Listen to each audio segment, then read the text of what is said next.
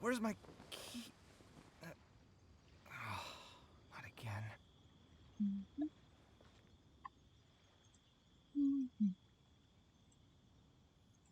We will need this. We might need that. The ability to appreciate beauty is an important virtue.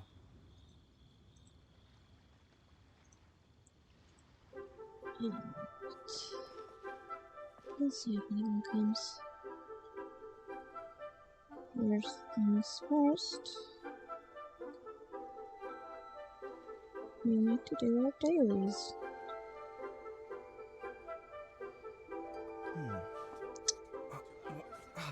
Where's my key? Not again.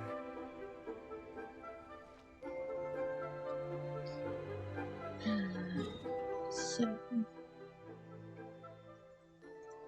there's one.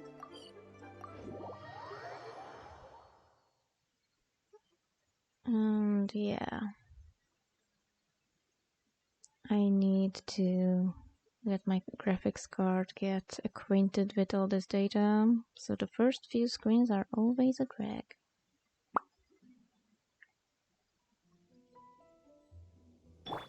Yeah, wrong direction.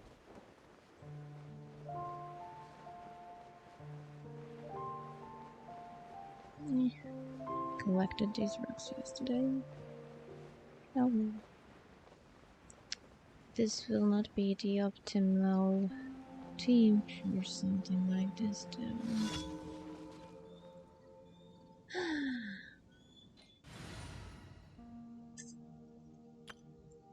Can you guys handle this, I wonder?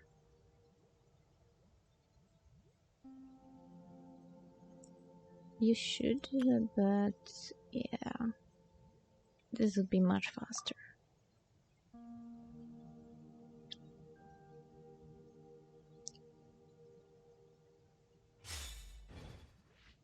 Alright.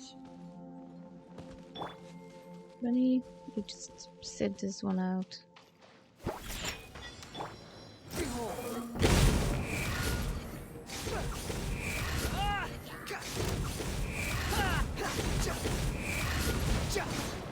That's good.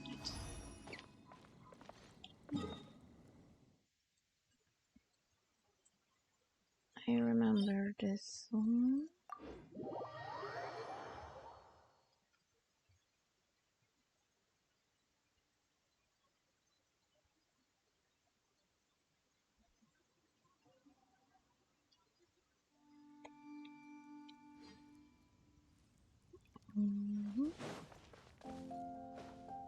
Yes, correct direction.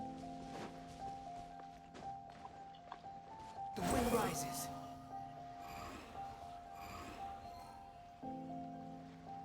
That's not the correct direction anymore. I don't know why. Every second time I come here, I just mess it up. Behold.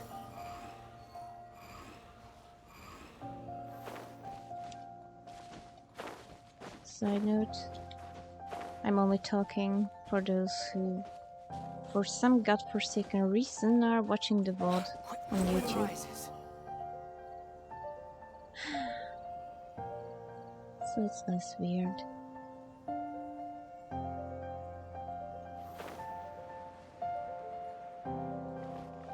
Okay, but I don't need a hard hitter right now, so friendship farming it is.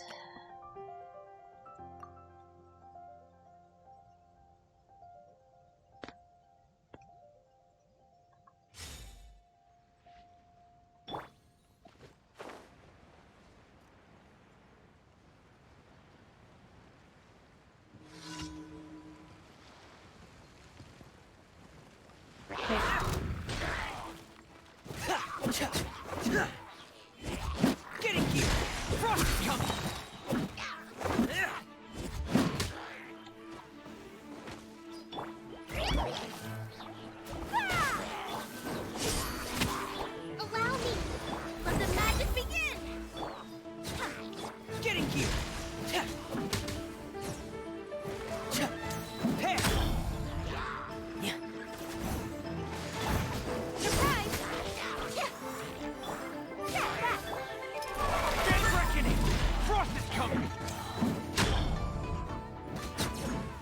Get in here!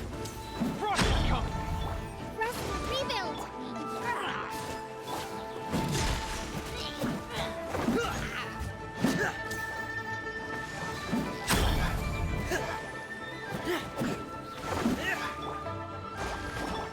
Nirvana!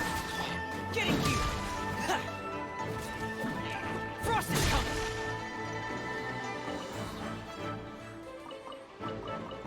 Still alive.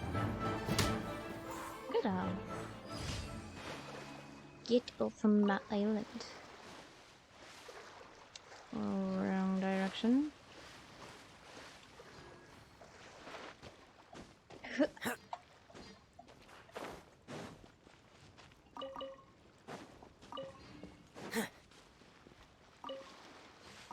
Sometimes I wonder why I'm picking all this garbage up, really. I have nearly 1,000 of like each basic material. And it's getting bad enough that I almost have 1,000 of the second refinement too.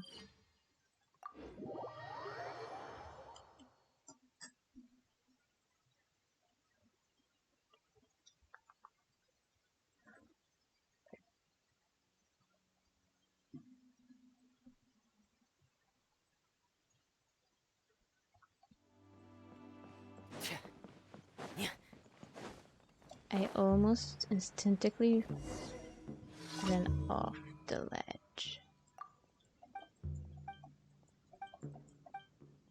Okay. Which direction are we going? There.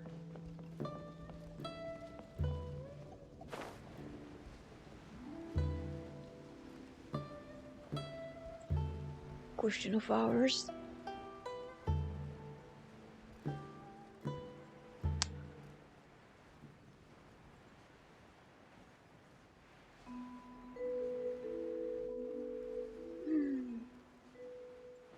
Wonderful video music. Also, I apparently accidentally found the last commission. Hey, look at that. Hello, sirs. Don't mind if I do.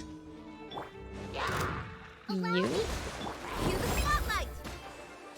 Surprise!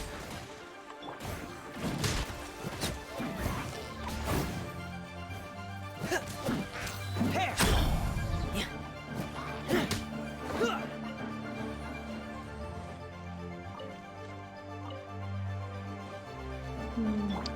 The only way I'm hitting you up here is via this. Rest and rebuild! Yeah!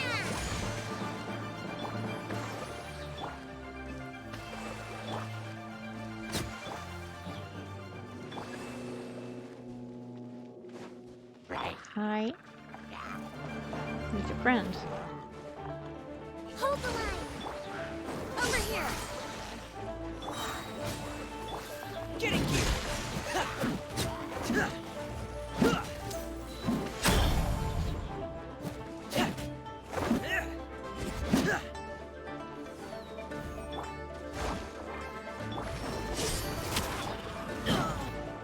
Frost is coming!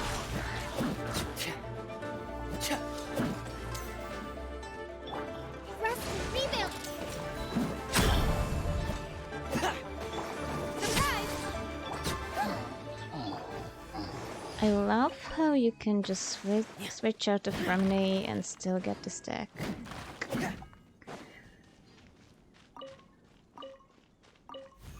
Oh, someone's arrived. Hi.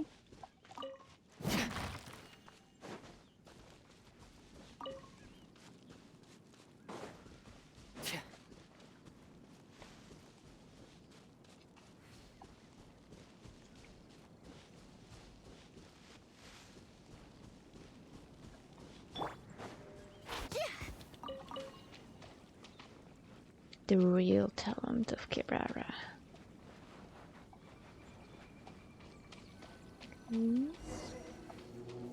Where are you at? Allow me! Let the magic begin! Zip on up!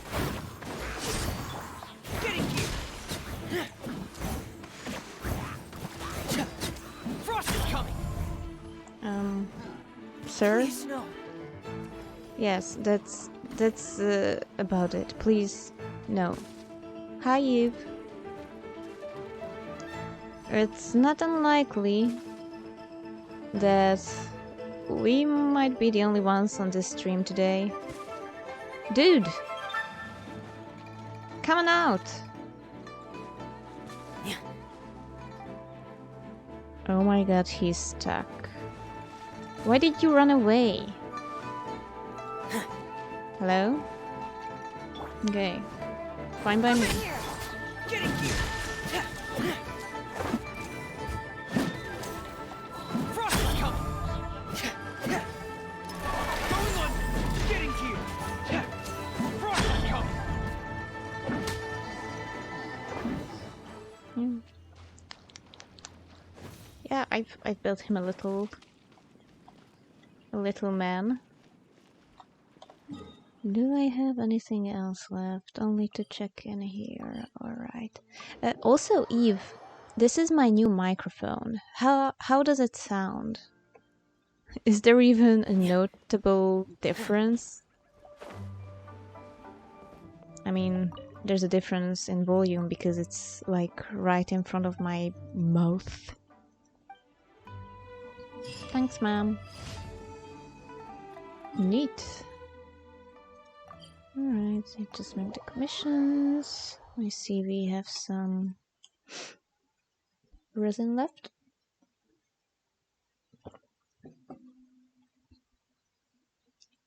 That's nice to hear. Maybe the 16 grand in our currency was worth it. Yeah, I wanted to go here. We missed whatever Lynette wanted to say. Because we weren't on her when her friendship leveled up. Yeah, everybody else is just way off. Ad Astra at... Bzask. Thank you for completing today's commissions. I usually let her say the whole line. At least one sentence. Alright. Sir. Please let me, yeah. I think it will be 2 of these.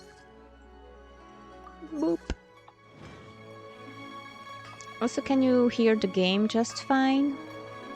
Because I lowered the music volume by quite a lot. Okay.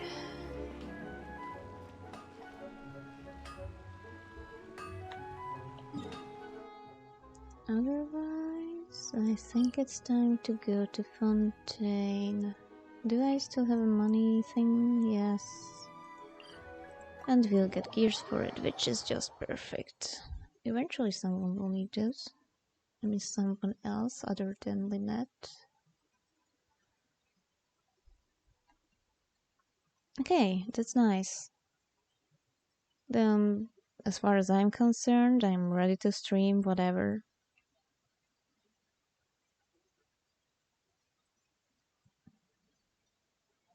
And man, I would love to have like an actual goddamn schedule so I could have like a streaming day. But you know how we have these training weekends and whatnot, so I cannot even pick a day that's always the same.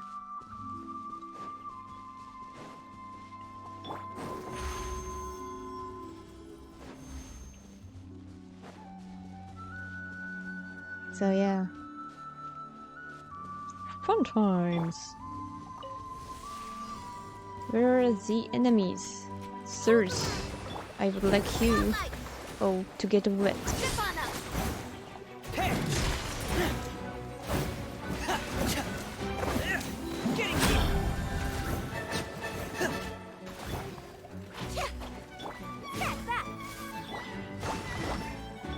Over here.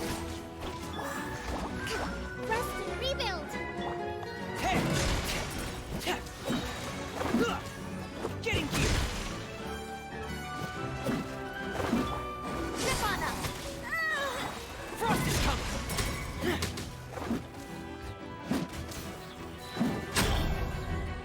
Okay, round 2 is these guys? Hold on. Hi. Surprise! Let the magic begin! Commencing cleanup! Getting here! Prepare!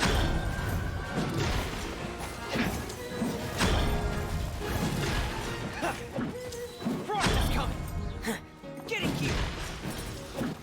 Prepare! Allow me! Over here! Coming through! Frost is coming!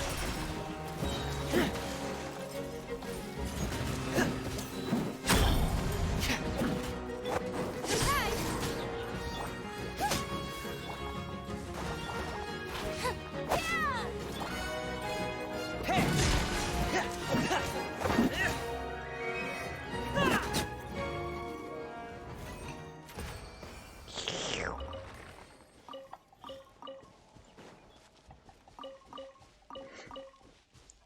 Okay. Let's gear up. Haha. And some money. Okay, I think preparations are complete. I have no resin. I'll pick up my rocks quick. I hope this loading screen won't take 20 years, because I haven't been here today since I opened the game again.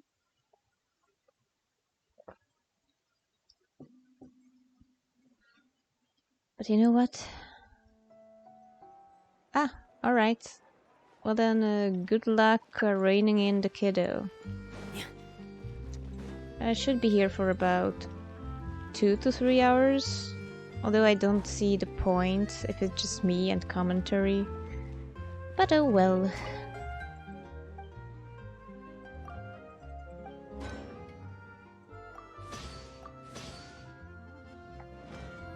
Okay.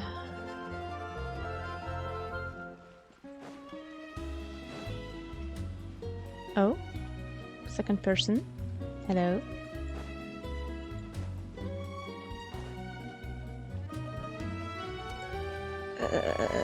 What did I want to do?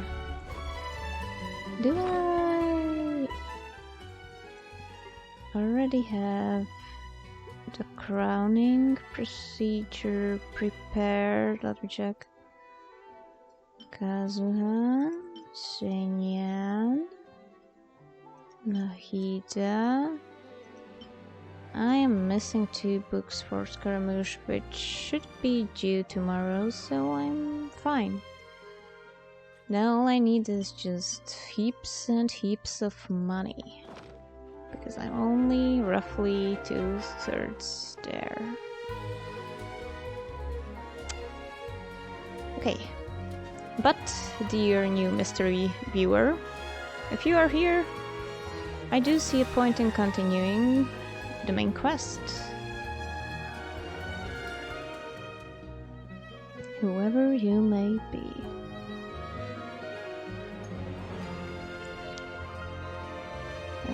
Where do I have to go? What's this? Oh, I haven't done this. Okay.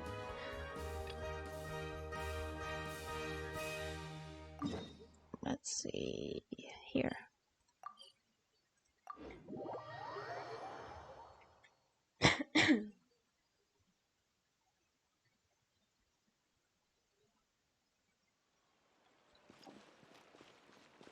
It's this restaurant or something. Oh boy. Let's get this over with.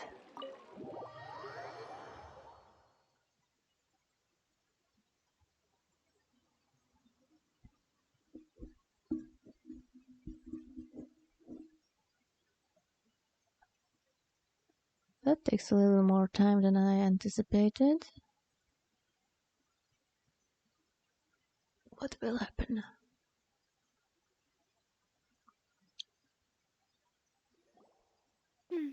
I came here several times with my father when I was little, but stopped eating here as often after growing up. I hope the food here will be to your taste. Thanks. Also, is it only me or is it suddenly evening? Oh, don't worry. We haven't eaten at a hotel like this in a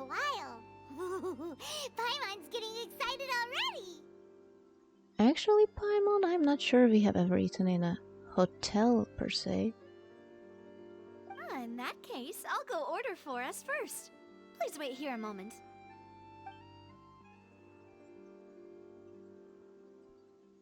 Ooh, everything looks so good. People in Fontaine sure know how to enjoy life. Why, of course. Mhm. Go ahead, try whatever you like. If the food's good, I'll make a group reservation for the rest of Spina di Rosula next time. Oh, let me see. There's like some chicken legs. Nice soup. Probably garlic or onion.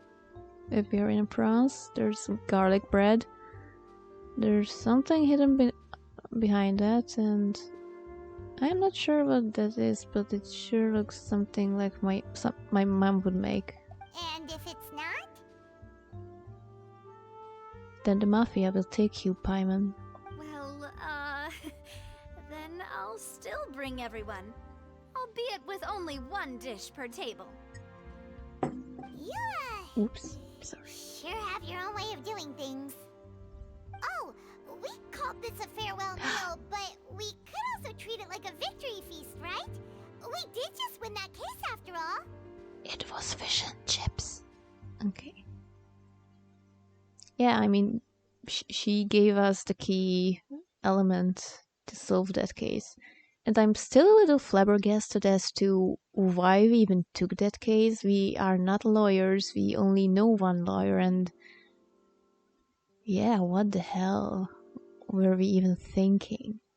We don't even know how things work in this country. Oh, true. Very true. In that case, boss, we'll have another 2 dishes. Luckily, we have Paimon to clean those plates up. Paimon didn't mean that you had to order even more food.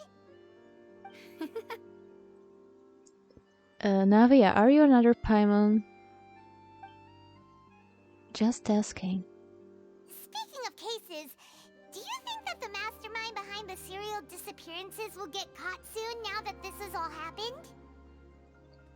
Oh yeah, that was introduced before we even met. Well, we did meet Lenny and Lynette beforehand, but yeah, what's up with that? Well, we've certainly taken a big step forward, but I feel that's about it. We know that there's an organization that means to dissolve these young women, but we still don't know what they are really after. That's true. Also, that's like fridge horror, knowing that all those young ladies are basically dead. If it hadn't happened right in front of us, Paimon wouldn't have ever believed that a person could be dissolved like that. I mean, can you even imagine falling apart into water? Do you even feel anything at that point? Right? Yet it was because this was such a preposterous notion that the investigation could never really move forward before. I do wonder if their consciousness somehow still lives, though. Because I wouldn't rule that out. Considering the dude who tried to turn himself into an oceanid and all that junk. Ugh. If only that guy could have finished speaking. We were so close to hearing who was behind it. In such investigations, even the smallest step can seem like a yawning chasm if the trail of clues is cut off. To be honest, I don't have high hopes for any follow-up that the authorities might conduct. It's not that I don't have faith in their ability, it's just that a different perspective is required in some matters. It's easy to guard against and deceive a single narrow perspective. A shift in thinking is required at such times in order to produce a breakthrough. Which is exactly why the Spina di Rosula exists. Yeah, also, just a side note, if Thief Girl would have actually gotten dissolved, there was no way to win that case whatsoever, even though nobody would have found anything and there wouldn't have been a body. Those highfalutin folk are not all-knowing. That's why we exist. To seep into the cracks where filth falls through, where their watch fails them. That's the kind of problems we solve. I have never seen the word highfalutin. I should check what it actually means. Seems Paimon thought things were simpler than they actually are. It's all right. Well, this was supposed to be a farewell meal, so I doubt you have further interest in this business, right? I mean, we can discuss stuff after dinner or at another time.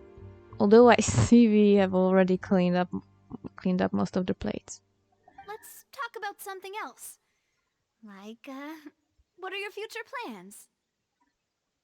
Yeah, it's still bold considering her personality. That's true. We didn't have a chance to speak to her after the trial ended. It didn't really seem like the right time or place to do it anyway.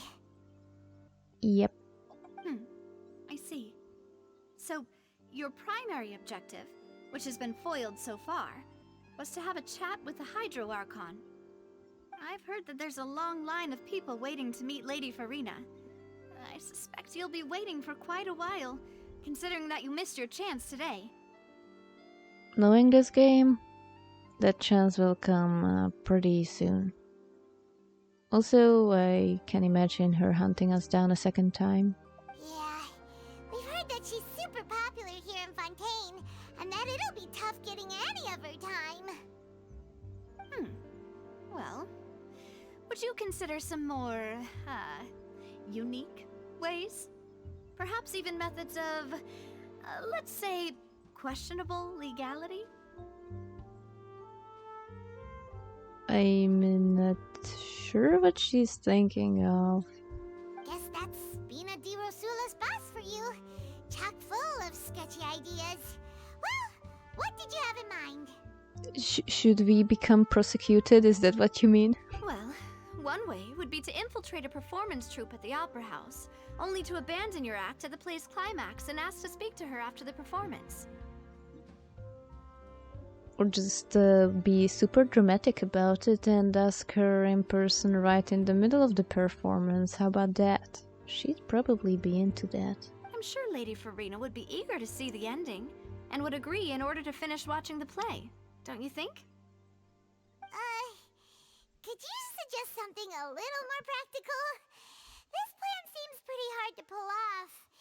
We'd have to go learn how to act, and acting's really hard. Yeah, if I would ever act, I would probably be some type of character archetype, and that's about it. Also, I cannot keep a straight face to save my life, so anything funny and I'm out. Alright, here's another. Find a way to conceal yourselves under her bed. Then wake her up in the dead of night and demand answers. Don't let her go back to sleep until she answers all your questions. I mean, considering her reaction, she probably wouldn't put up much of a fight, but still, what the hell? I can personally testify that this one works. When I'm sleepy, I'll do anything as long as I can finally get some sleep. That's such a mood. That might work, but that's not really the problem. The problem is we don't want to get ourselves arrested. Yeah, we've been there, done that, no fun. Ah, valid point. I overlooked that part. I was just thinking about leveraging a person's desire for sleep. All right, no more joking around. Perhaps you could... Oh, I don't know. Cut the line when she's on a break. Maybe we should just pick up some pebbles and hit her window. And she would be like so intrigued that she would actually like open it and listen. You did defeat her in court, clearing citizens of hers from false accusations. False accusations she had nearly upheld personally. I imagine that she feels quite ashamed about the whole thing. Yeah. You mean that if we catch her while she's on a break, she might be too embarrassed to refuse? Oh, that does make some sense. But yeah, she can be embarrassed, but does she feel shame? Why don't we give it a try after this meal? You know, strike while the iron is hot and all. Okay. Question of the day. How will child get involved in all of this? Huh? Paimon, did you drink my Fanta? Was this your drink? Sorry about that. Paimon wasn't really paying attention and the cup was right next to Paimon. Would you like to order another? We have 2 of those junk drinks, Paimon, and as far as I know, they don't even have an effect. We can give it to her. No, it's fine. We're just about done here. Alright. Honestly, Paimon wouldn't recommend Fanta anyway. It tastes kind of salty and icky. Why would it be salty? Anyway. Is that so? Huh. Well, in that case, we'll have to blacklist the Fanta here then. No need to go that far. If we're all finished eating, then I'll go pay. You can pair it with something it could match, you know, food-wise, and not the dessert. Yeah, we're stuffed. Thanks for the treat, Navia. Yeah.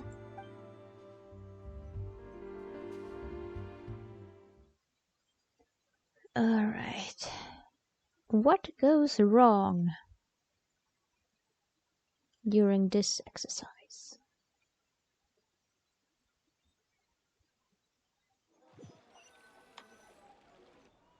Oh, we are getting teleported, okay. Paimon can barely float anymore. I was just about to say... We have never seen Paimon walk. I saw fan art once and it was low-key cursed. Can't you see Paimon's barely an inch off the ground? No. Okay. As for expenses this month, we're left with... Navia, don't do such things. Hey, Navia! What are you doing over there? Oh, nothing. It was just a meal, you know? Nothing the Spina di Rosula can't cover. And then you ordered even more. Why was that? Let's get ready to try to meet the Hydro Archon again. Bye, Navia! So this is goodbye, huh? Well, if you do encounter any other trouble in Fontaine, you're always welcome to contact the Spina di Rosula. I'll give your request the highest priority. Yeah. In any case, I wish you smooth sailing. I'll see you again, partner. Thanks. The Spina di Rosula. What does it even mean? Oh, it has just started, okay. Is it like the Thorn of the Rose? Maybe? I would think so. Back to the Opera House, great.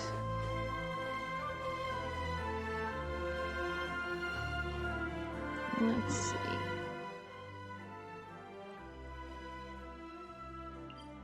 Okay, fountain. Oh, right! I found a hidden chest. I could upgrade the fountain to level 20. And I think that even means more wishes. Let's check. Kimura, can I ask you to Ah, my chicken! There aren't many people around anymore.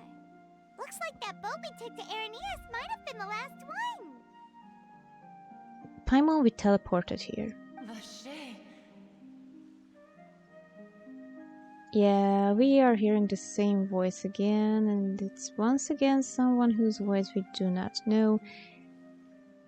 This is one of the reasons why I think the ladies have consciousness left over. Looks like we're back here again. I love how the drumstick is just sparkling in the background. Huh? Traveler? Are you hearing voices again? Oof.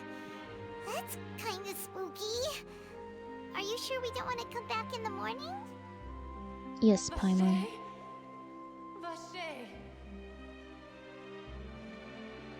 Maybe it's the name of the culprit?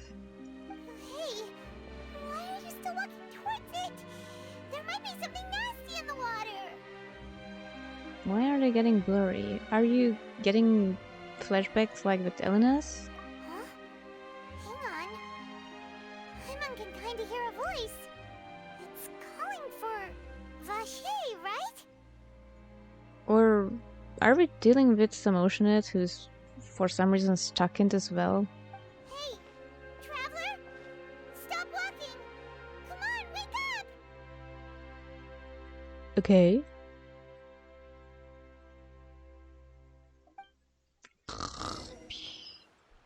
Where am I?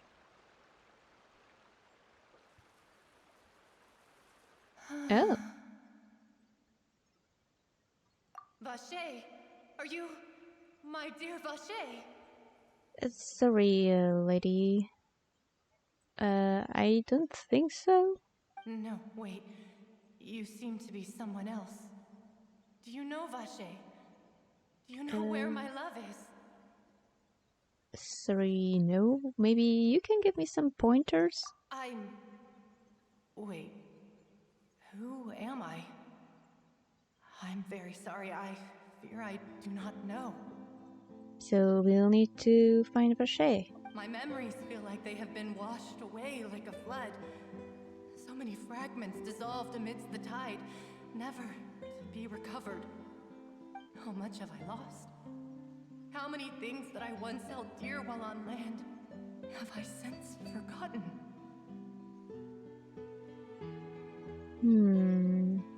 Yes, that is what I was once. But now, I am but the consciousness of one who has lost their form. So the girls are here. We just need to scoop them up. I do not know how I came to be like this either.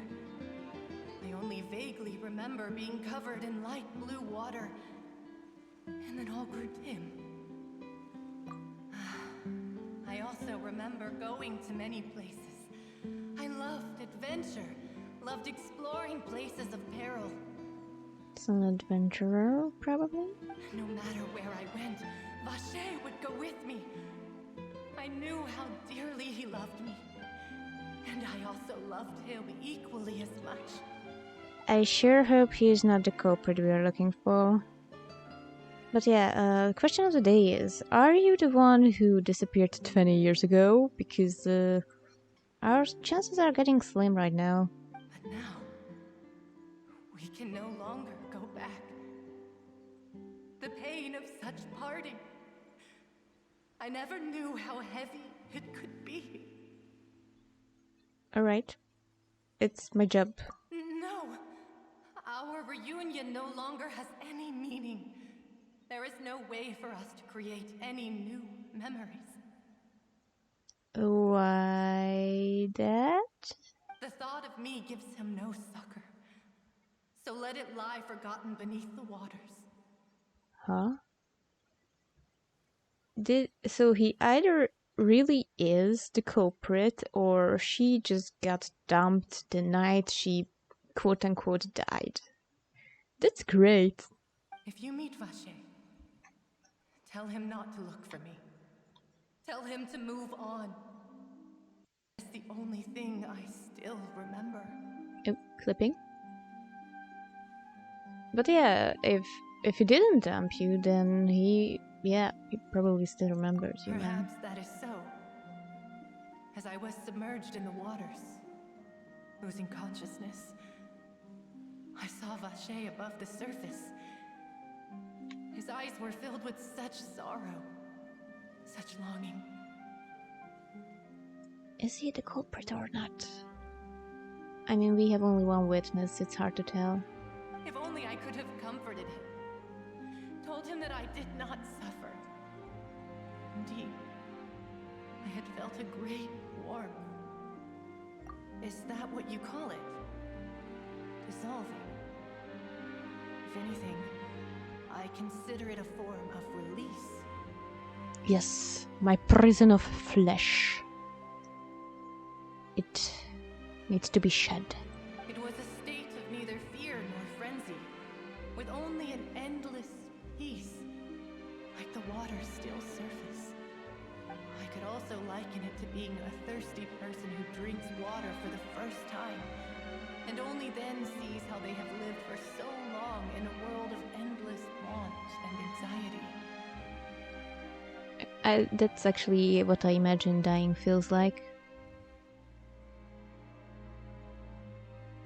I think I hear your companion. It's time for you to go, I think. Yeah, if we were waiting for the REM phase, then it might have been a while. Farewell, then. I am glad that you were able to sense my presence. Remember, if you see Vacher, tell him not to seek me out any longer. Even so, I can tell him that he can just visit you here under the bell, right? Anyway, nice chatting. See you later.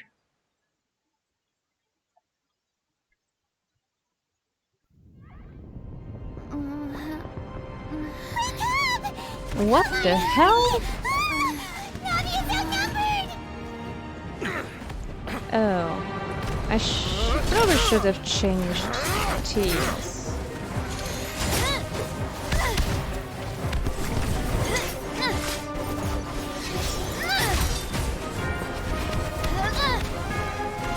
Demoiselle, look out!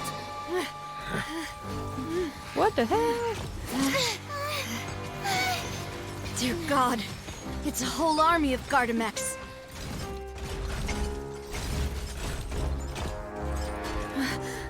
Chlorand?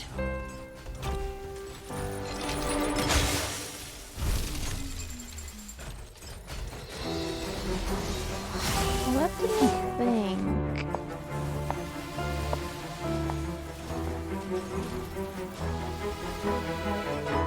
Quick, now's our chance!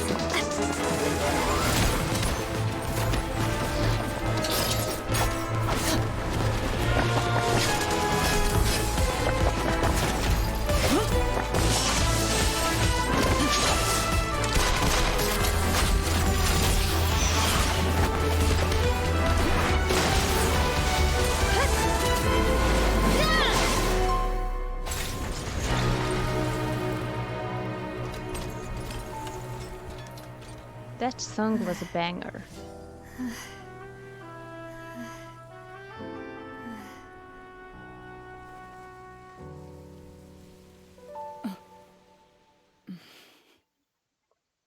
Also, yeah, that button is fighting for dear life. I should thank you for lending us your sword there, Chlorand. But before I do so, could you explain how you managed to show up here? Also, please get a one size bigger shirt. It would solve your problem. I followed you. It seemed to me that danger has followed you more closely as of late. I believe that following someone without their knowledge is actually called stalking, is it not? Yeah, that's weird, Chlorand. Mr. Callus's last wish was for me to ensure your safety, and I will not betray his trust. He would do the same, were he alive today. Chlorand's allegiance seems to be really weird. Do not speak of my father! Sorry, demoiselle. I was not strong enough. Thank you for your aid, Miss Clorand, but do keep an eye out for your manner of speech. I believe we all wish to avoid unnecessary emotional harm. Sorry, I did not consider your feelings. Whatever. What else do you know? How did you come to the conclusion that I'd be in grave danger? The drumsticks are still sparkling. I doubt I know much more than you, but I believe that the mastermind behind the serial disappearances is very powerful. Yes, about the mech things. And the dissolve into oceanite things. The two people who were responsible for that, because I have done the world quests, were relatively close to each other. I'm assuming one of them is behind this. Your performance tonight will almost certainly attract their attention.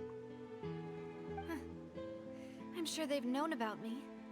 To be honest, I'm shocked it's taken them this long to act against me. And what about these Gardamex? I thought only those associated with the Maison Gardiennage could control them. Maybe we have a hacker. None of these mecha have serial numbers. I was sure to check a moment ago. They are not the ones used by the authorities to enforce the law. Speaking of which, there are a lot of these running around in the countryside. Just saying, has nobody noticed that? I can only conclude that some powerful or wealthy party must have obtained them via illegal means, deploying them as a private force of sorts. What? Your point being that they're out of Spina di Rosula's league, then? Right now? Yeah. Yes. Be careful, and do not act rashly. I will continue investigating no matter what. We will bring the truth to light. That's my father's true last wish. Regardless, thank you for your help today, Clarand. But if you get any ideas, tell me first. I don't much appreciate being followed. Alright. And yeah, this is a nice reminder that your dad died because of trying to solve this case, huh? I do not think that they'll strike again anytime soon. So I shall stop following you. Good day, all. Yes, communicate in a healthy way. Good.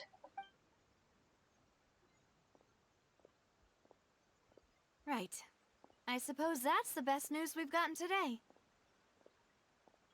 That being that you won't be hunted for a couple of weeks, I assume? Demoiselle, I believe that Miss Clarand was being sincere with you. If we tried, we could attempt to thaw relations a little. I know, she's... So, okay. But yeah, basically what just happened? Also, were you following us too? Oh, thank goodness! Paimon thought we were done for! Those Gardamex came out of nowhere while you were unconscious, and Nadia and her gang saved us! Sorry. Oh, and there was that champion duelist named Clarand who came out to save us too! We got lucky there. Paimon probably couldn't have fought them off otherwise. Oh, come now. Forget all that polite talk. That wasn't really a farewell meal we had back there. Not for me, anyway. In truth, I hope that every meal we have together shall be a victory feast. Alright, be careful how much you order though. Paimon will clean every plate up. As such, we're still partners. There's no need to thank me. It will take 50 years for me to match Demoiselle's magnanimity. Magnanimity. If it were me, I would have joined the Spina di Rosula on account of her goodwill long ago. Do you mean we should join her just because I have stuff to do? All right, you two. That's enough. Actually, Navia, how did you know that we were in danger? You sure did show up in the nick of time. Yeah, basically she followed us and then Clarence followed her. Well, to be honest, you're the one who tipped us off, Paimon. Huh? Huh? Really? Paimon contributed somehow? Ooh, Paimon's even more amazing than she thought! Maybe you were just squealing like a piglet, Paimon. Yes, all thanks to you grabbing my drink by mistake. Huh? Okay. How did that help? After we parted ways, I was on the way back to one of our bases when I suddenly thought of what you said. That the Fonta tasted kind of salty and icky. Huh. So it shouldn't be salty? Fonta only comes in sweet flavors. So how could it have tasted salty? The color of the drink, if I recall, had also been a bit off. It was a knockoff.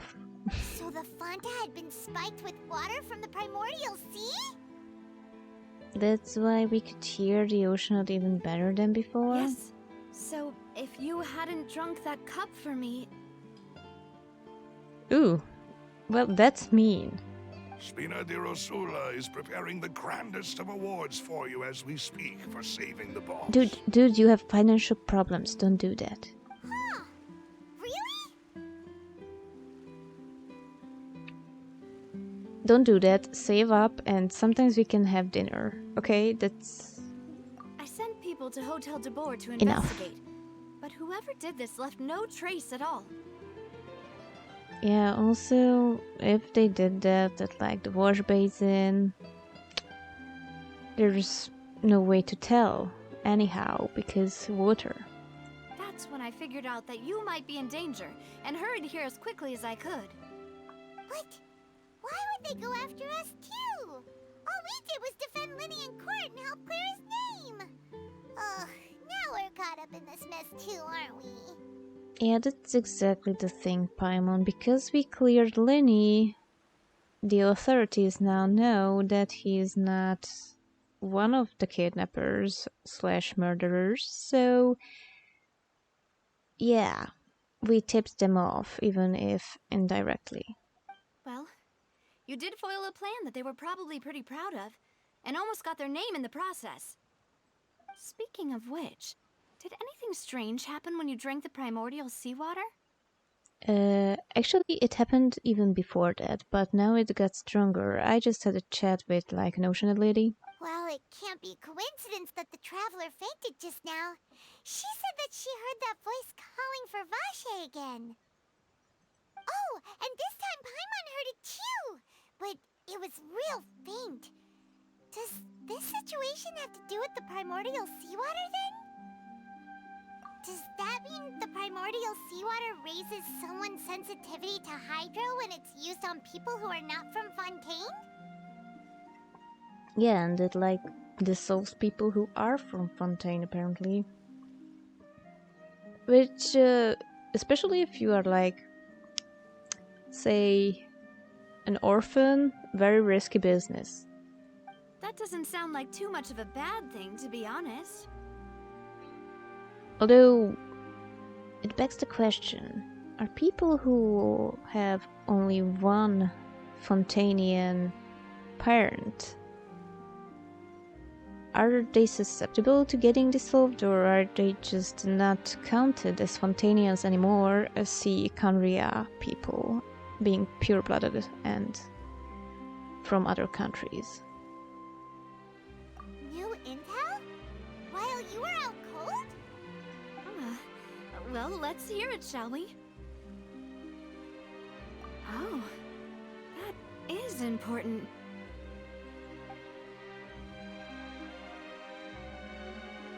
Vache. That name doesn't ring a bell. I suppose he hasn't stepped forward as a witness in court lately. Yeah, or maybe at all.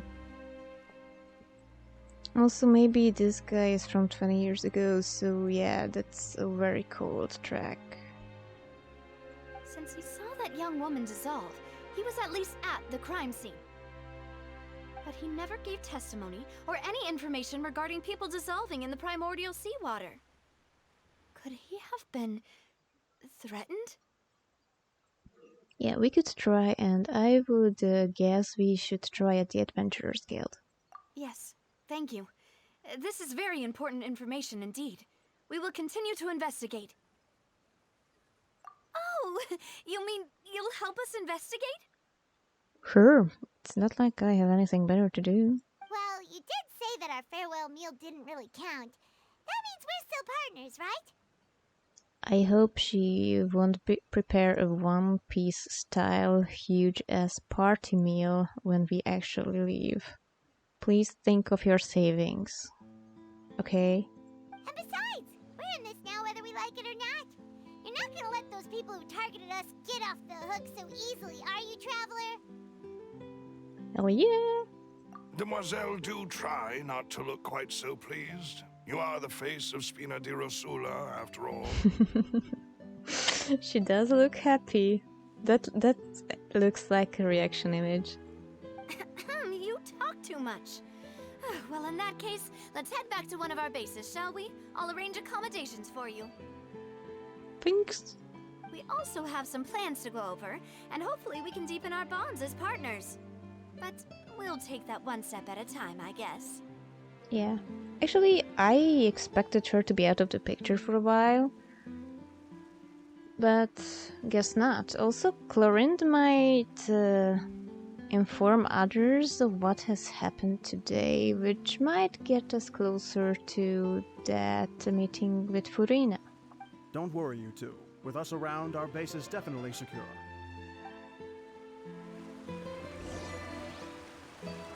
Ah, this is that achievement. And suddenly everybody is back. Fun fact. Because this is my native language, I can tell you it means I would be flowing water. Which is low-key ironic considering what happened to that girl. How are our savings anyhow?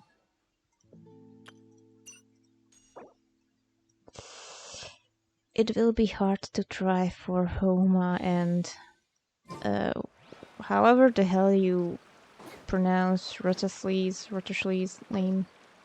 Anyway, Roth. That's it. Okay, where are we going?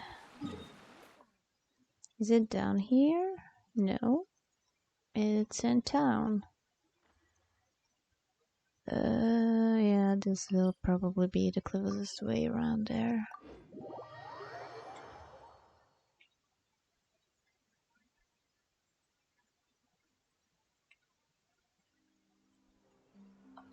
Do we have anything else going on? Doesn't seem so. But it's very likely that I'll be able to spend some more resin before I finish streaming / playing today. It's right up ahead, but let's make sure we weren't followed first. I mean, lady, if they know where you live, they don't need to follow you. I've been keeping watch, Demoiselle. I haven't spotted anyone suspicious thus far. Also, the voice actor for this guy has been in pretty much every single quest thus far.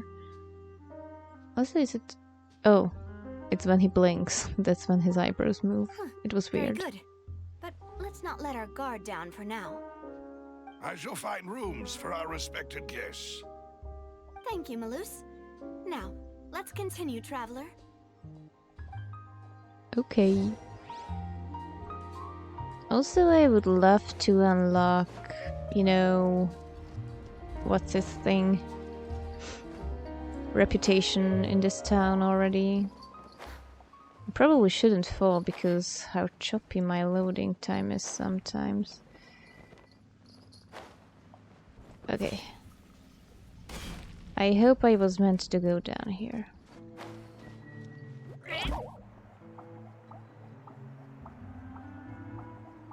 Sure seems so. Oh, I forgot to turn in my things. It's funny how they don't have rats, so they just put in some lizards. There's a cat right here, and they just didn't give a damn about that lizard.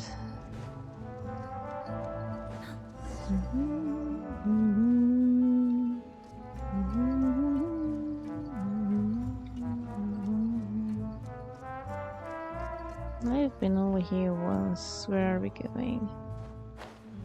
There. Also, is it only me? Is it weird that we are underground and there are houses built? So, this is your base? It's not quite what Paimon imagined. Look, Paimon, it works. That's the point. Your accommodations have been arranged. Under the present circumstances, I can confidently say it's the best we have. Alright. Well, our funds have been a little tight lately. Yeah, and now you blew it on food.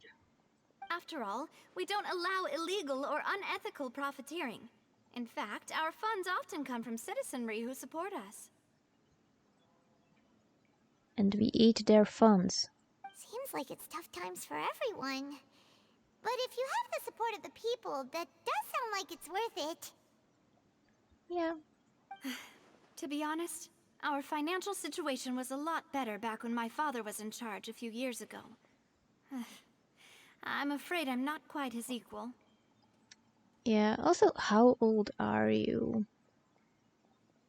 You are 35 at the very best. I would guess, though, because of the father stuff, you are closer to 25, though. Yeah, it's hard work, probably. Your father, he was the previous boss of Spina di Rosula, right? How did he... Demoiselle, if you'll allow me to explain. No, I'll explain it myself. I suppose I couldn't run from this topic forever. And as partners, this is something I hope they can understand. Yeah, tell us once and we'll avoid the topic forever from now on. My father's name is Callus. Yes, the same one they call Callus the Unfaithful in the streets. 3 years ago, he was accused of murdering his own friend. But he chose a duel to defend his honor instead of standing trial. He died in the duelist's ring. Huh. Oh no. But I do not believe my father was a murderer. I'm sure he was set up. Yeah, also, if it's a friend, it's always very hard. At the time, I believed that if he only stood trial and was duly investigated, something amiss would crop up and prove his innocence. But strangely, he not only requested the duel himself, but rumor has it that even after being seriously injured, to the point where he could be deemed as having lost the duel, he refused to surrender, determined to die in the arena. Huh. Was he just a really prideful guy, maybe? I don't know, because we don't know him. 3 years later, I still don't understand why he did that. How could he protect his honor if he's dead? If anything, he gave up his chance to defend himself. Yeah. The closest piece of info I have is that my father had been investigating the serial disappearances case at the time of his death. Oh yeah, I remember that. So the guy behind this likely murdered the friend, and we know they are sneaky enough to pin murders on other people, so... Ah, so that's why you're so determined to get to the bottom of that case. That's right.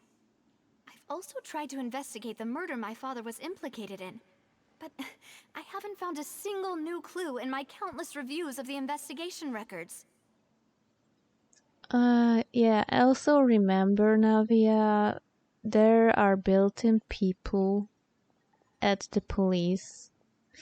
So maybe the records are missing vital information. However, I believe that if the murder case is related to those behind the disappearances, they must know something. I must know what really happened. Was my father coerced? Framed? Even if he really did kill his friend, I must get to the truth. Yeah, maybe his friend got framed and he actually killed him because he thought he was in it. But yeah, we don't know if the friend is actually a sinner or not. Let's keep investigating. If only he'd been more open with me when he was still alive. He even hid the fact that my mother died due to complications when giving birth to me. What did he tell you instead? And now, here I am investigating his death. You really are a handful, aren't you, Papa?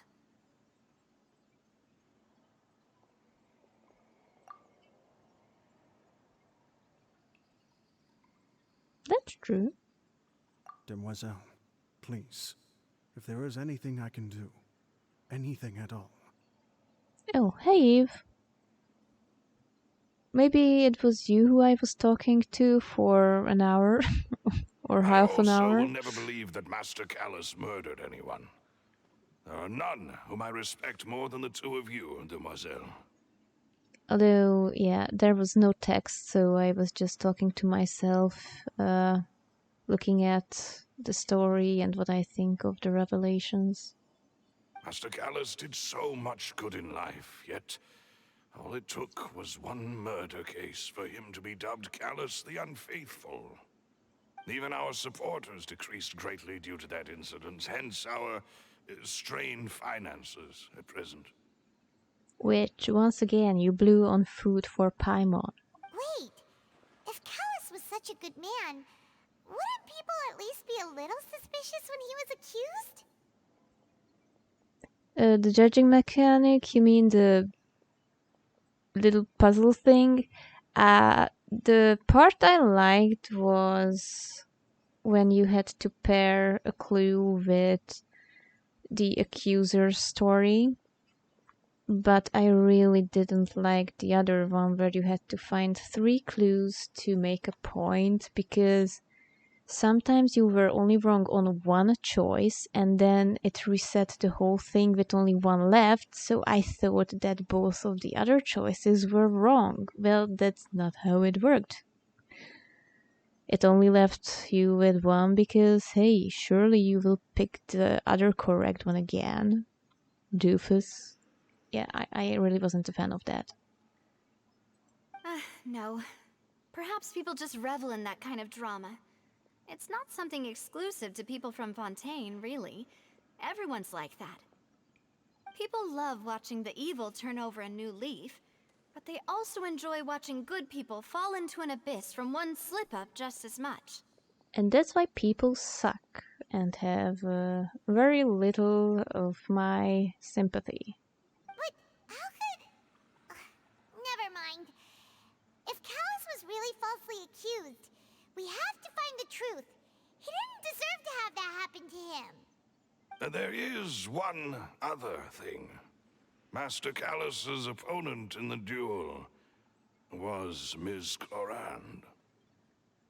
Okay, that explains why Navia is so wary of her.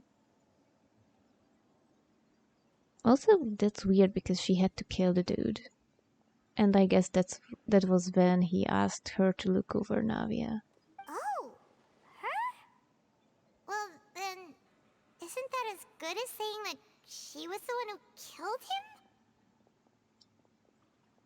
Yeah, also, I get the feeling they knew each other from way before that, though. I mean, Navia and Clorand. Yeah, that's not the sort of thing that you can just let go and move on from. Miss Clorand has always placed great emphasis on the honorable nature of the duel. If her opponent doesn't yield, she will not stop either. Yeah, that's fair. She knew Master Callus beforehand and greatly respected him, but seeing how he was resolute in the arena... Yeah, she wanted to give respect, but I guess she was also hurt in the process emotionally. There was only ever one choice she could have made. It's not that I don't understand her at all, but I just can't deal with this yet. Don't worry, Navia. Paimon knows how you feel. You don't have to force yourself to do that. Do you know Paimon?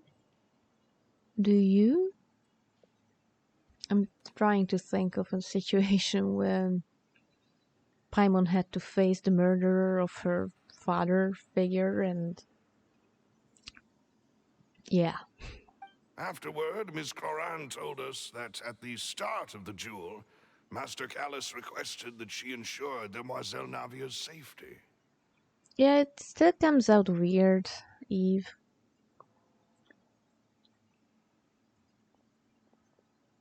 Yeah, that he absolutely wanted to die. He was either cornered into that duel or that headstrong, Or he knew that he was framed so well that there was no way for him to win that case anyhow. Yes, that is our understanding as well. Oh, Papa. What madness drove you to ask the person who killed you to take care of me? All right. Anyway, that's the information I wanted to share with you. Even if it did sound like I was just complaining towards the end. Thanks. You two should go and rest. This was quite a day after all. True. Yeah. Everyone's beat. Paimon, all you did was, well, yeah, run your mouth at court and drink weird water. Please, relax and get some sleep. We will ensure you rest soundly.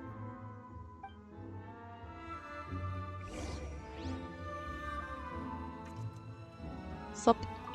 Whether it be responsibility for Spina di Rosula or Master Callus's death, it all landed on Demoiselle's shoulders so suddenly.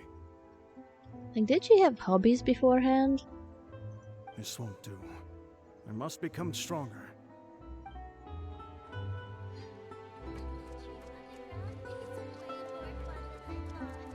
I'm gonna guess still can't really... No. I don't need no problem solver. I am the problem solver.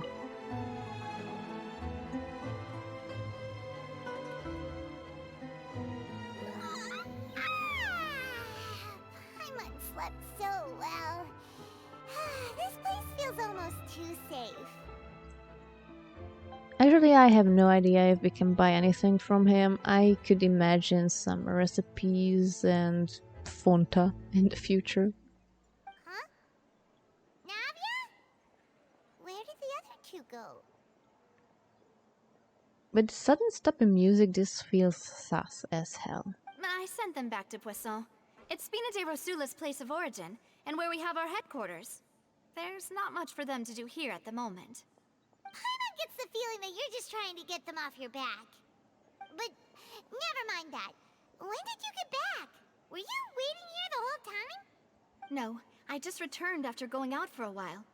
I did some investigating yesterday regarding the name Vacher. Ooh. Wait, so you didn't sleep at all? Sleep is for the weak, said Navia. How could I after having such critical new evidence appear? Yeah, also, she was almost murdered, remember, Paimon? It's kinda hard. Guess Paimon wasn't speaking for everyone just now, huh? Unfortunately, this name seems to have been wiped from existence. It doesn't seem to have a match anywhere. You would think that at least a couple of people have the name Vacher. And you cannot find anyone? I suspect that those behind this have already taken steps to hinder an investigation from this angle. But that does prove that this Vacher person is a key witness in the incident. Does that mean we're too late, though? Maybe. No, there is one ray of hope. One place in Fontaine that they would find almost impossible to threaten, no matter how much they wanted to. And that is the archives kept by Chief Justice Neuvillette, a place where detailed files on all the cases in recent years are kept. Okay. If the Oceanid you met is one of the young women who went missing recently, we should be able to find some related information there.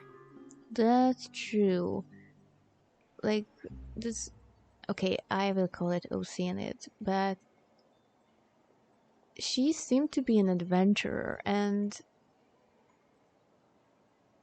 What? Another person who was weird around?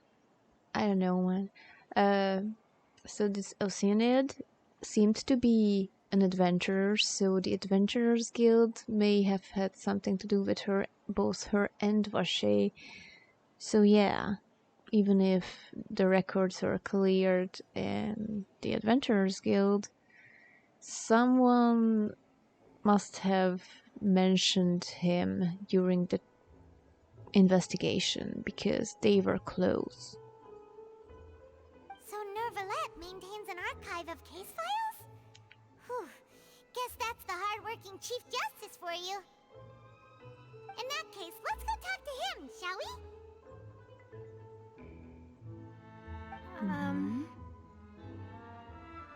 Is he even harder to get a hold of than Serena? Aren't you coming along, Navia? Did you get tired? No, it's nothing. Let's go see the Honorable Chief Justice.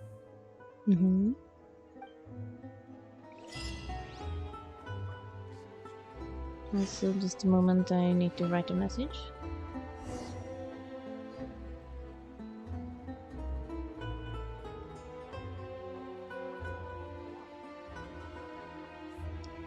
Okay. Is it a catch? I mean, he's at the opera. He basically lives there too. Shh. Kirara, please. It is far away, but we have the technology. Oh? Right there? Huh.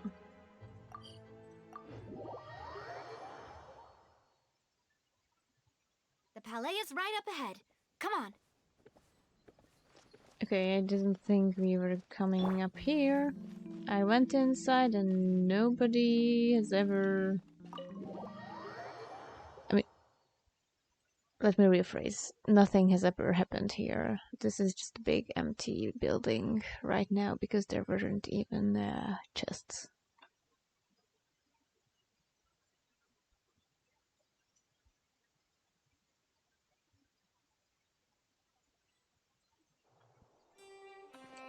Don't mind the Fatus running around in the hall.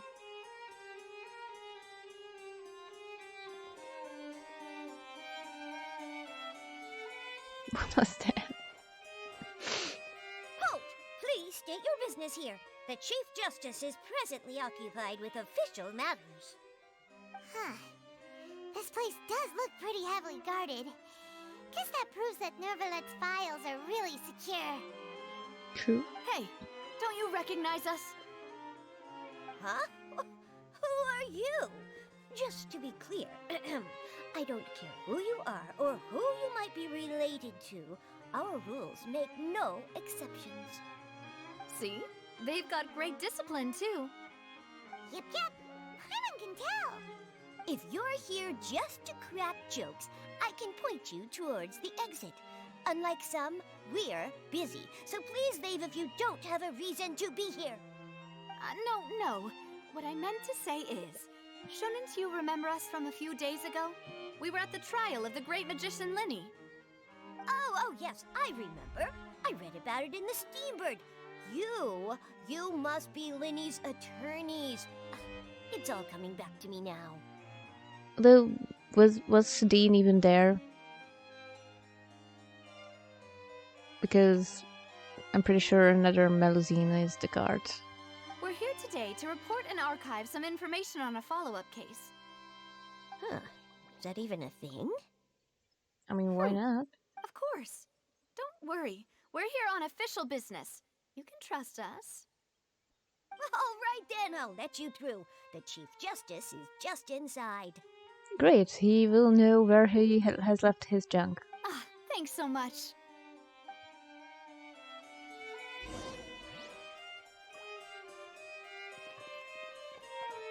Hello? Please come in. Thank you. Oh, this was the room I wasn't able to come into before.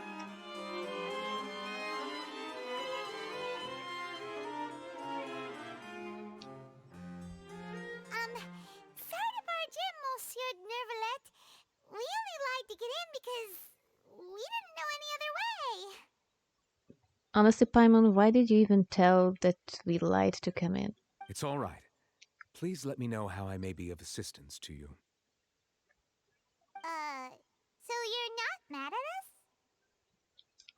Oh, right, he's really soft with the Melusines. We're looking for a man called Vacher.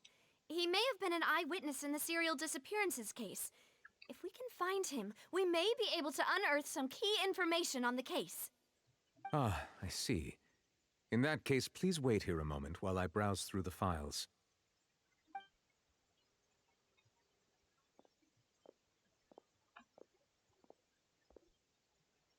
Who knew that Neuvillette would be so easy to talk to?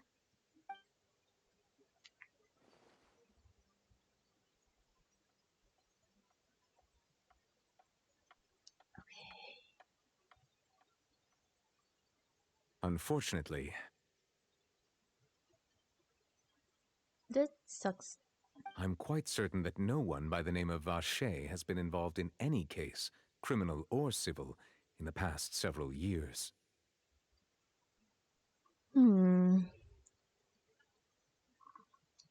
There are no records of him either in the files or in my memory. Traveler, what if it was really just a dream? But everyone has heard it. Actually, didn't... Who is Lynette's family member who can hear the voices too? Is that so? All right then. Thank you so much, Monsieur Neuvillette. We'll take our leave now. Yeah. And another possibility I can think of is... Vacher could be a nickname that the Oceanids and Vacher himself used only between themselves. By the way, Neuvillette's eyelashes, glorious. Especially when he blinks. Ahem.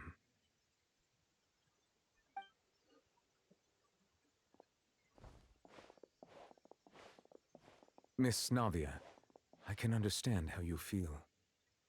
Your father, Callus, was a truly exceptional man. We deeply regret his passing. And what are you trying to say, Monsieur Neuvillette? Are you trying to console me? Extend your sympathy? Or just express some tendril of regret? No. You are not trying to do any of that. I can hear it in your voice. There's no emotion behind your words. You only said those things because you felt like you should.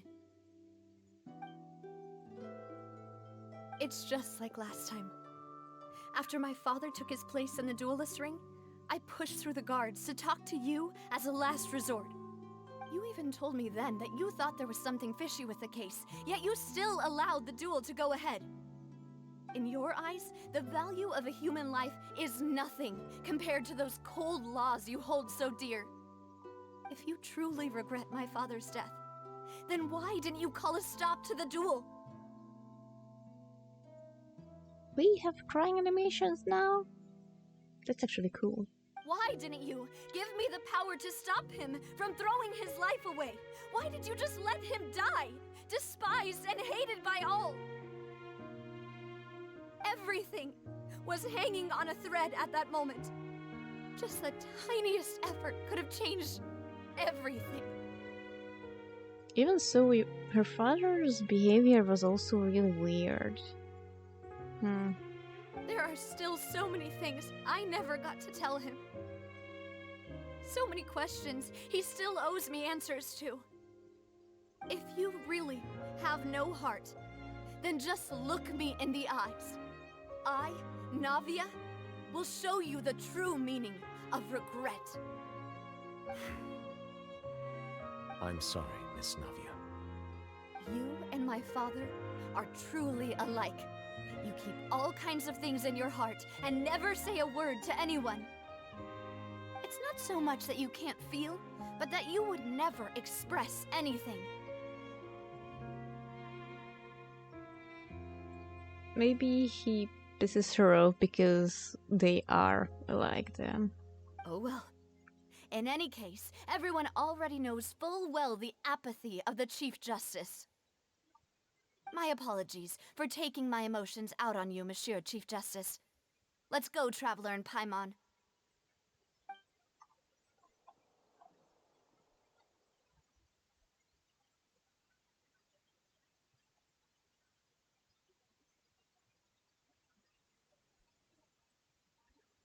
Silence.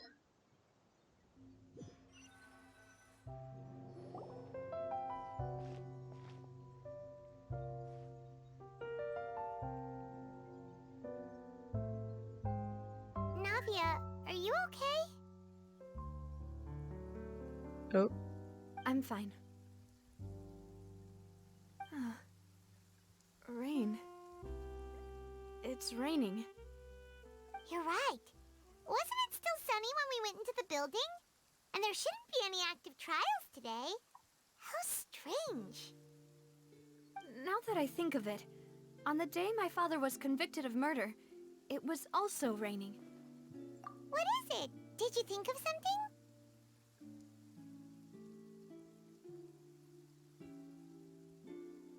Yeah, he was outside. It was uncovered and the rain could fall there. Why? Do you think the rain could have affected the crime scene? Hydro dragon, don't cry. That thought has occurred to us before. We've even expanded the search area to try to account for that, but didn't find anything of value. I guess this is the way he expresses his sadness. Oh? Wait. You don't mean... So you're saying that the true murderer could have been turned into water and then got washed away with the rain? Maybe. Yeah, and if that's what had happened, then no one would have believed your dad, even if he explained what he saw to the authorities. I really think I found a true genius for a partner. You're completely right. How did I not connect the dots earlier? All right, let's go to Poisson.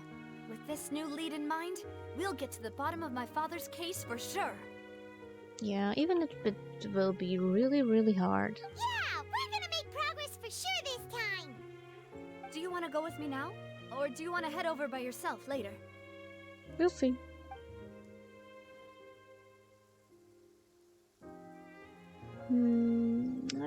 What's the time right now?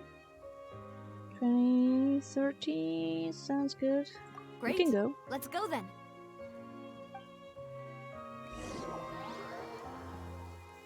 I cannot stay until like midnight because my parents are going to drag me out to the vintage tomorrow morning. But I can continue on until like 10 or 11 o'clock. Oh, thank you for the quick start.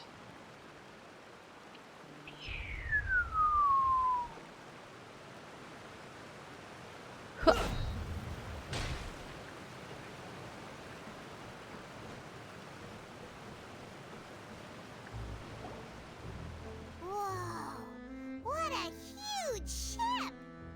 Why would a ship be anchored at a place like this? There's no need to be so surprised. While it may look like a ship, it's actually Spina di Rosula's headquarters. Ugh, that sounds disgusting, Eve. My father was the one who asked for it to be built like this. Perhaps our taste in exterior design is the only thing we occasionally had in common. I guess you can stay for like up to 1 hour from now on. A gigantic and glamorous ship embodies discovery, opportunity, ambition, and conquest. It symbolizes Spina di Rosula's bright and limitless future. And Paimon thought you were bluffing when you said Spina di Rosula had a glorious past. Paimon was confused why a group with such a history would live in the sewers. But now that Paimon has seen this ship for herself, she's been convinced. It would be funny if this was like a functional ship you can just ride if this place filled up with water. Well, Poisson is where Spina di Rosula began, after all. It's our main base, our home.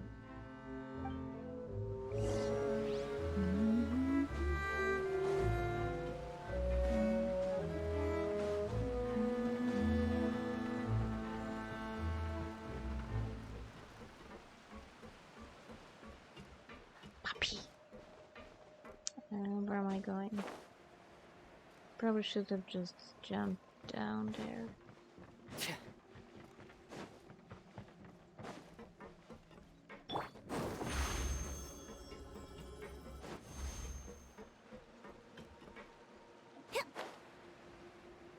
Or not, I didn't even notice. Alicia.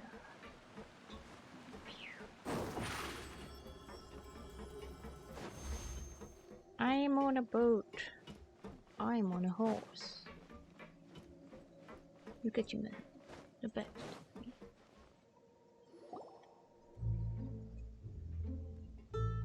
Maloose, we're back!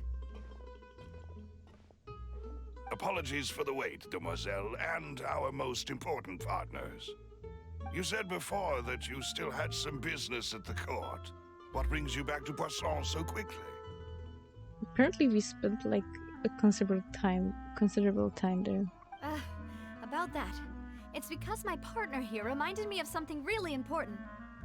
You see, what if my father's case had something to do with water from the primordial sea? You still remember, right, Maloose? On that night, it was raining? Yes, the case was quite similar to that of Mr. Linney's. Both were what you'd call impossible murders. Could you tell us a bit more about what happened before? Yeah. I'm gonna guess Maloose and whatever the other guy's name was, they were with her father at the time anything happened. Yeah, of course. Many years ago, something called synth began to gain popularity in Poisson. Like At a glance, absinthe? it was a kind of drink that could excite your mood and produce many pleasant hallucinations.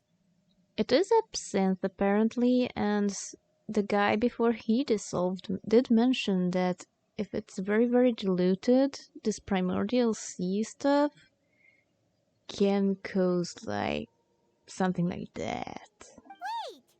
Didn't that guard guy who turned into water Yep. also mention that the primordial water could be used to produce some kind of potion?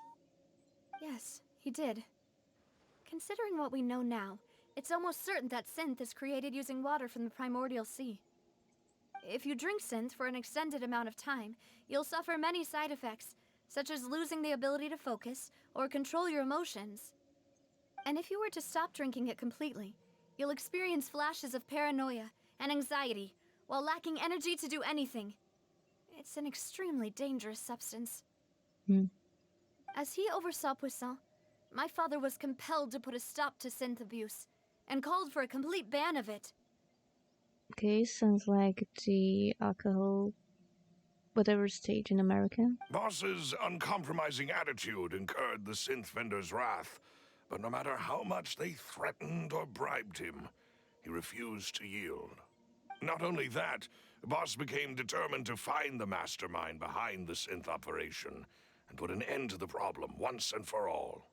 Yes, but the enemy was very cunning. So he could never get anything out of the dealers, all of whom only sold the stuff and weren't privy to the rest of the operation. Recognizing that, my father decided to contact the dealers in secret and cultivate personal relationships with them. Finally, he was able to convince someone to become his informant. The man's name was Jacques.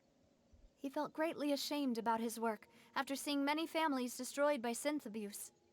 That night, my father hosted a banquet at his countryside estate. He planned to meet up and exchange information with Jacques over some food. But then, we heard 2 gunshots from the courtyard.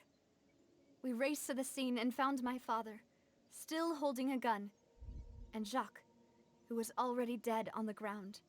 Huh? How did that happen? Aren't they on the same side? Why would he be holding the gun? Sounds just like Lenny's case, doesn't it? In both cases, the culprit seemed obvious, but neither appeared to have any motive at all. Did he try to take the gun away from the dude who shot Jacques? Looking back on it, though, I now believe the most important clue was something we all overlooked at the time. There were pieces of clothing left at the scene. Precisely.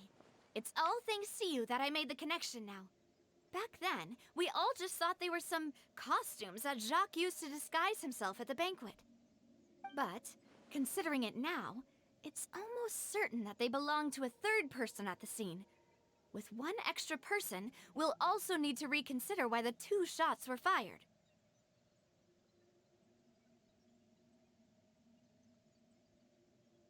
Yeah, like the biggest piece of weird information is that the father was holding the gun. You're right. We still don't know what happened. But my intuition tells me that we're on the right track to figuring it all out. I'm finally headed towards the truth. Also, maybe her father tried to shoot the guy who dissolved, but because he was turning into water at that moment, he hit Jacques instead. Jacques was an empathetic man who was infinitely remorseful for his past actions. It's unlikely that he turned on Boss with 0 warning. I think this third person is probably the key to the full truth. On that note, however, even though this will not please you, demoiselle, as your and your father's butler, I must still offer a word of warning. Yeah, you might get framed. Our opponent is insidious and cruel. They are extremely difficult to deal with, and Boss has already lost his life trying to bring them to justice. Even though Spina di Rosula has lost most of its former glory, Poisson has welcomed a new time of peace, and we have been allowed to live out our lives. There is no need to follow your father's path. It would be both wise and in line with Boss's wishes to step back and give up on the case. Even so, we are here and we can help. If that's indeed what he wished for, then he should have told me that himself. Also, that's fair. Was I not the closest person to him? And yet, I was the one most kept in the dark. What was the point of him dying without sharing any of the secrets he knew? Did he manage to protect anything in the end? That's a good question. Navia may have been leverage. As in, they threatened him to get her killed if he didn't comply. Synth is still here. Callus the Unfaithful is still his epithet. And Spina di Rosula is barely getting by. Nothing has changed. Did he think I'd just accept his meaningless death and live out my life just as meaninglessly? I've never accepted that, ever. Not since that day, and certainly not now. I want to find out the real answer for everyone's sake. For the missing girls, for the victims, and for myself. Also, maybe we, the Traveler, should drink some more primordial sea stuff, because the consciousness of these people is still out and about, so we can communicate with them and gain more insight. Navia. This is indeed the best moment to act. Your partner appears to be quite reliable, and more importantly, demoiselle, I think you're also ready to take this on. So you do know something else, Maloose? Yes, I do. In fact, even before that banquet, Boss already knew of the connection between Synth and the serial disappearances case. But what drove all the tensions to the boiling point was the revelation that you, demoiselle, had been selected as the next target to disappear. Okay. What? Yeah, we don't necessarily be high on sense to do that. Just listen up and listen to the voices. Boss also didn't tell you that he had been diagnosed with a rare illness. The doctors told him that he had no more than 5 years left to live. So basically he was like, fuck it, I will just save my daughter. and the serial disappearances case caused him great anxiety. 5 years was nowhere near enough time to resolve this long-standing conflict, but once he passed away, all the danger would pass on to you. Knowing all of this, he decided to use one final intimidation tactic before his death. He claimed to have already gotten his hands on some key incriminating evidence for the other side, and even told some members of Spina di Rosula about the details. But as long as you remained safe, he would not share the evidence with the public. If something were to happen to you, then he and all those he told would immediately expose all they knew about Synth and the disappeared victims. And yet, just yesterday, she was almost dissolved. Because we drank some Fanta.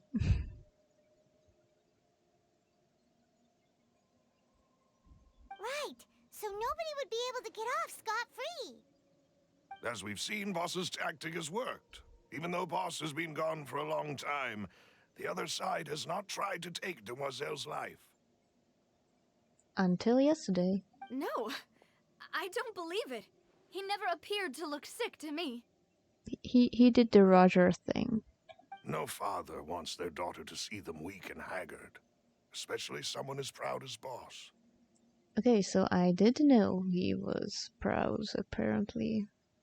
To him, dying in a duel and suffering lasting dishonor as the unfaithful was still far preferable than losing face in front of his daughter.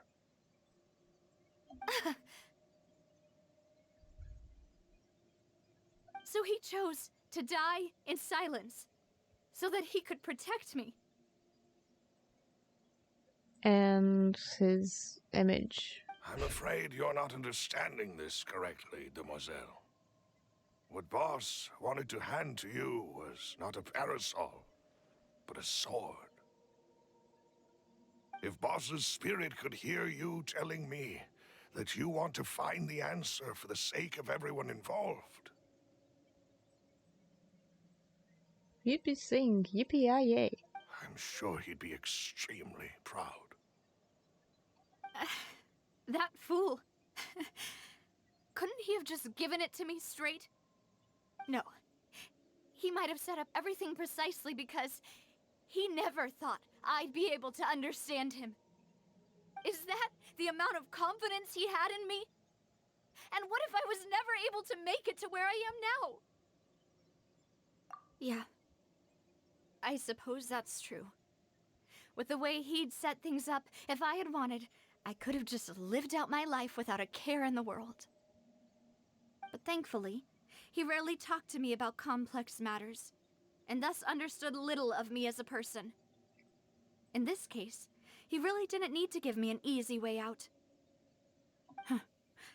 Malus, what was the key evidence that he shared with you? It's the location where synth is produced. Essentially, it's the enemy's headquarters. Or at the very least, the closest place to the source of the primordial waters. When he was threatening the enemy, Boss didn't share the specifics of the incriminating evidence he found. But if you want to use it against the enemy, you'll still have to take several things into consideration. Actually, I wonder where this will take us. Because I have been everywhere on the current available map. It could be the Narcissencloyd's order. I doubt it would be Anaposes. Maybe one of the little towns has a secret way down. It's definitely not in Melusine village. We'll have to see. Why? If we know where the place is, can't we just go storming in? You mustn't forget that we're fighting against a mysterious and dangerous organization that's been in operation for decades. There's no telling what might be lying in wait at their headquarters. We also have no idea what kind of evidence we may be able to find inside, nor what people we may be able to capture.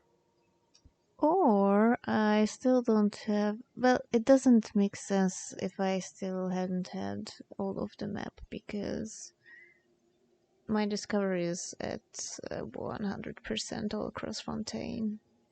So maybe the 4.1 update will get us there. But a single visit to their headquarters would be tantamount to a formal declaration of war. The worst case would be that we leave empty-handed, but also open ourselves up to full retaliation. Then, in that case, why not work with the Fontaine authorities? Well, you saw one of them dissolve during Mr. Linney's case. We have no idea just how thoroughly they may have been infiltrated. Huh. That's true. Seems my father really had no choice. Ah, just a domain, alright. But things are different now. It should be a lot easier to prove the other side's guilt, now that we've connected Synth with the disappearances case. You sound like you've put a lot of thought into this, Maloose. I am the butler, after all. I live but to serve the boss and Demoiselle's will. And I sure as hell hope the butler didn't do it. I've always been willing to take on any kind of risk for your sake. But considering my relative lack of ability, I've spent my time keeping secrets, performing basic investigations, and waiting for the right time to come. Thank you for all of that, Maloose. Have you discovered anything new in the past few years? Let me think. One conclusion I came to is that the enemy must be quite familiar with Spina di Rosula, or at least have an informant planted here. When I announced orders to the organization's members on Demoiselle's behalf, I used to deliberately keep a few people in the dark and observe the reactions of the synth vendors. If the vendors didn't change their plans, then the individuals informed of our orders must be innocent. If the vendors packed up and fled, however, then someone must have given them the news. And do we have any leads? After several rounds of testing and investigative tracing, I've narrowed the suspect list down to 3 people. Nice. The first is Florent, Spina di Rosula's senior advisor. Huh? Florent? Yes, surprising, isn't it? He was one of the people Boss trusted the most, which also means that he was someone who understood Boss really well. Thanks to his position within Boss's innermost circle, he always knew our upcoming plans and could thus avoid capture this whole time. There's someone else like him too. Marcel, the head of Confrérie of Cabrières. Uncle Marcel. It's a guild in Poisson. Boss helped it to grow to its current size and prominence. In the beginning, they were only reselling some daily goods, but now they're one of the richest guilds around, with a lot of business connections in the city. So, they're like a sister organization of Spina di Rosula? Yes, you can say that. When we were fighting against the synth dealers, they provided us with plenty of support. It's a bit difficult to imagine someone using their own money to hunt down themselves. I mean, if they get a lot of money from elsewhere... The final suspect is Thierry, the man responsible for coordinating information between Spina di Rosula and the guards.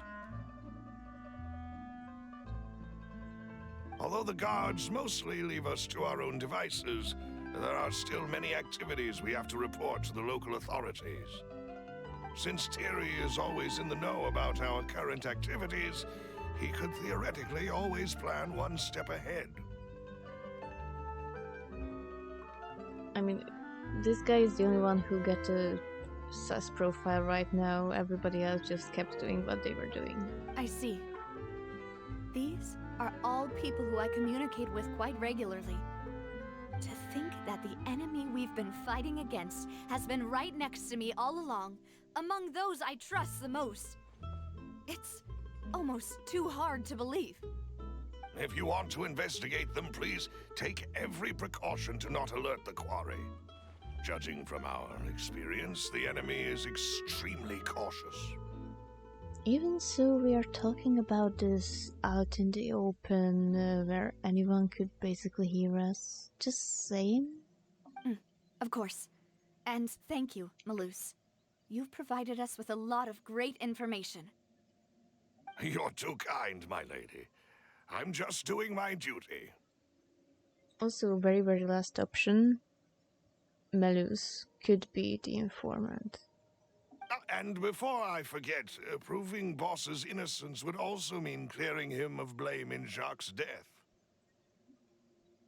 Yeah. After that incident, Jacques' wife and daughter were taken into the Spina's care. They still live in Poisson today. If it might help, you could also pay them a visit. I can make the necessary arrangements. Aw, thank you so much, Malus. You really are the best. A new case awaits, my dear partner. I hope we can work together to uncover the truth and end this case once and for all. Oh god. Okay, this is what we have just talked about. Oh no, am I stuck here now? I need to check the time. Okay, if you have like 30 minutes left, and I'm gonna try to wrap this up soon enough.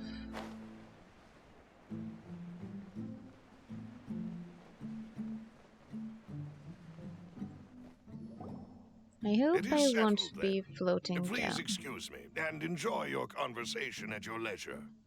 Thank you for arranging everything for us, Malus. Excuse me, miss. Do you need anything from us? Oh, Hey, Navia's all quiet. This isn't like her at all. I'm sorry that I only came to visit after all this time. After what happened, I didn't know how I was supposed to face the two of you. Ah, if it's about that, there's no need to apologize. After my husband died, Spina di Rosula sent us a lot of mora and support. I understood your guilt and apology to be genuine. But aren't all of those things nothing compared to the loss of Jacques? I can understand the kind of pain that comes with losing a father so needlessly. You don't understand at all. I didn't know how to face you, because I didn't know what I could possibly bring as a consolation gift. I know only the full truth could bring closure to you, and to all of us. I'm sorry. I appreciate the sentiment, but you don't have to carry all that guilt. On the matter regarding my husband, my daughter and I have more or less found our answer already.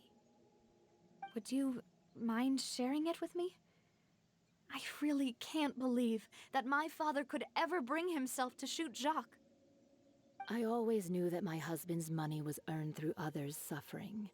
He told me countless times that if he could turn back the clock, he would never go into the synth business again. He had many regrets, and felt that he took the idea of providing for his family too literally. For the longest time, he thought Mora was everything. So when Mr. Callis came to him with a proposal, he accepted it almost immediately.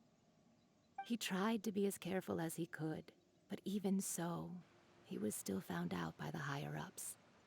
They found out about his betrayal? Papa didn't say that exactly, but Papa did tell me that I should never be ungrateful. Before he left that day, he told me that he had no choice. It was only later that I realized it was his final farewell to the two of us.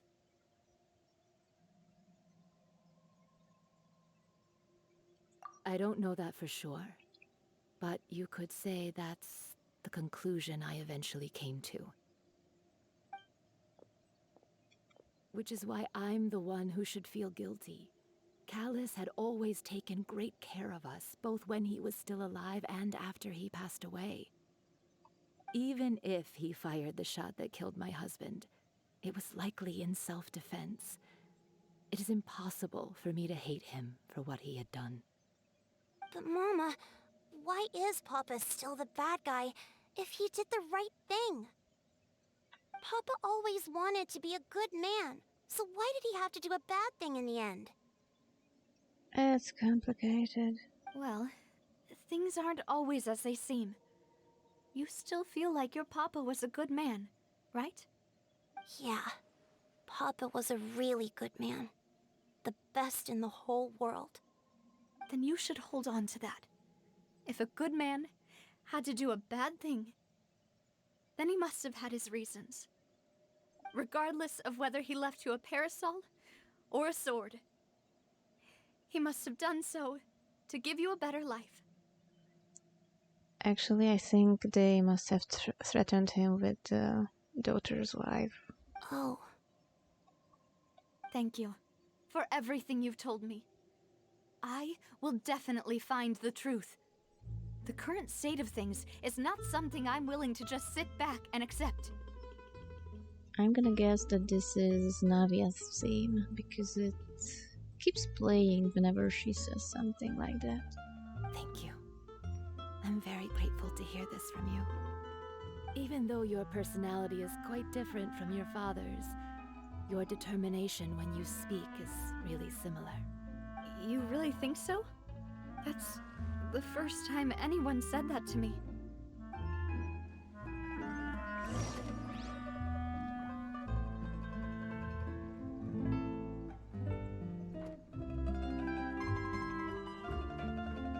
Are you Also- okay, Navia? I'm fine. Don't worry. Let's investigate the 3 suspects next. Florent should be nearby, and we should be able to find Thierry and Uncle Marcel in the city. I'll get myself together on the way, so please don't worry.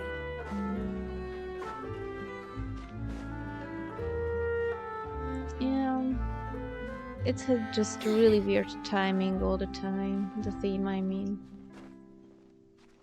Please don't I have enough stamina. Thank you.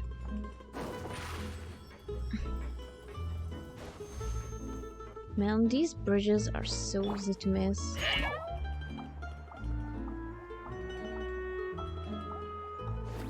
And now oh, money. Don't mind if I do. Which is it? Ah, only 10 grand. Also, I forgot what I wanted to say. Greetings, boss. How may I be of assistance today? I'm sure you've heard about what happened at the Opera House? Someone got turned into water right in front of us. Yeah, I've heard. With something that dramatic, I'm sure journalists will milk it for all it's worth. And it'll be all the talk for the next several weeks. Okay, will we mention the Fonta to him? It also reminded me, on the day that the incident happened with my father, it was raining outside, and we found some clothes left at the scene. After my partner here put the dots together for me, I feel like we should try to reopen his case. Can you do me a favor and try to recall what happened that night? Let me think. Mr. Callus was feeling pretty upbeat that day. So he was drinking and bantering away with us at the table. After that, he told us that he wanted to go get some fresh air. So we let him go without thinking much of it. Who knew that we would hear 2 gunshots ring out right after? My first reaction was that Mr. Callus's life was in danger. So I grabbed my holster and made a mad dash toward the scene. But when I got there, it was already too late. Mr. Callus was standing over a dead body with a gun in his hands. All we could do was look back and forth at each other, not knowing what to say. Yeah, that does sound awkward. So you also remember 2 gunshots then? Indeed. The guards said that the first shot didn't hit anyone, while the second killed Jacques. but I've never really bought that explanation. Oh, so the first gunshot didn't hit anyone? No, the first one hit Jacques. The second one must have hit the guy who dissolved. Reason being, Mr. Callus had left his gun on the table. I even made sure to confirm that before running to the scene. But according to the guards, that doesn't mean he couldn't have had other guns on his person. About the clothes left at the scene that you mentioned, do you think there was a third person there who was turned into water? It's still questionable if it was just among the clothes, the bullet, I mean. Wasn't it sus as hell? At least from our perspective, my father had no reason to kill.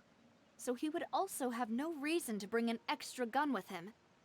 The gun he was holding probably belonged to Jacques, or a third person on the scene. Yeah, that makes a lot of sense. So you're saying Mr. Callus ended up with the gun because he seized it from one of the other guys? But hold on. If that's what had happened, then why didn't he share the truth with any of us? He didn't even want to face the Oratrice machine, and chose instead to prove his honor in a duel. Did he lose all faith in the courts after seeing someone dissolve right in front of his eyes? About that, Malus told me a thing or two. So, I think I can understand why he committed to the duel. I'll tell you everything once the whole truth has been revealed. I understand. Then, I'll leave Mr. Callus's honor in your hands, boss. And if I may just say one more thing.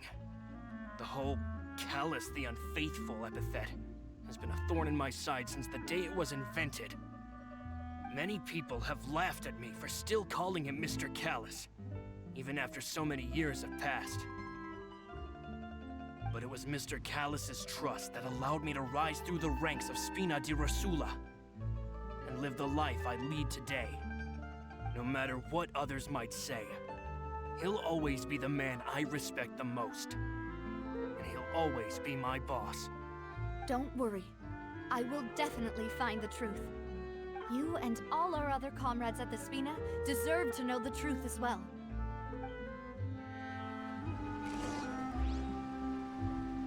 So 2 gunshots, one didn't hit anyone.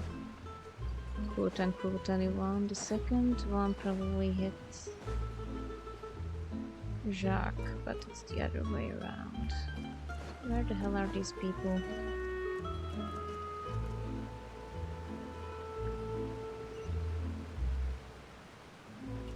Oh.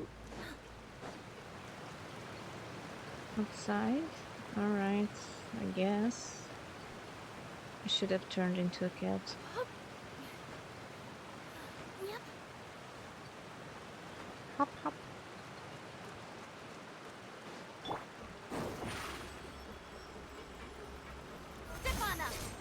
Wait, what the... Oh, he is far, far away. Okay. Theory.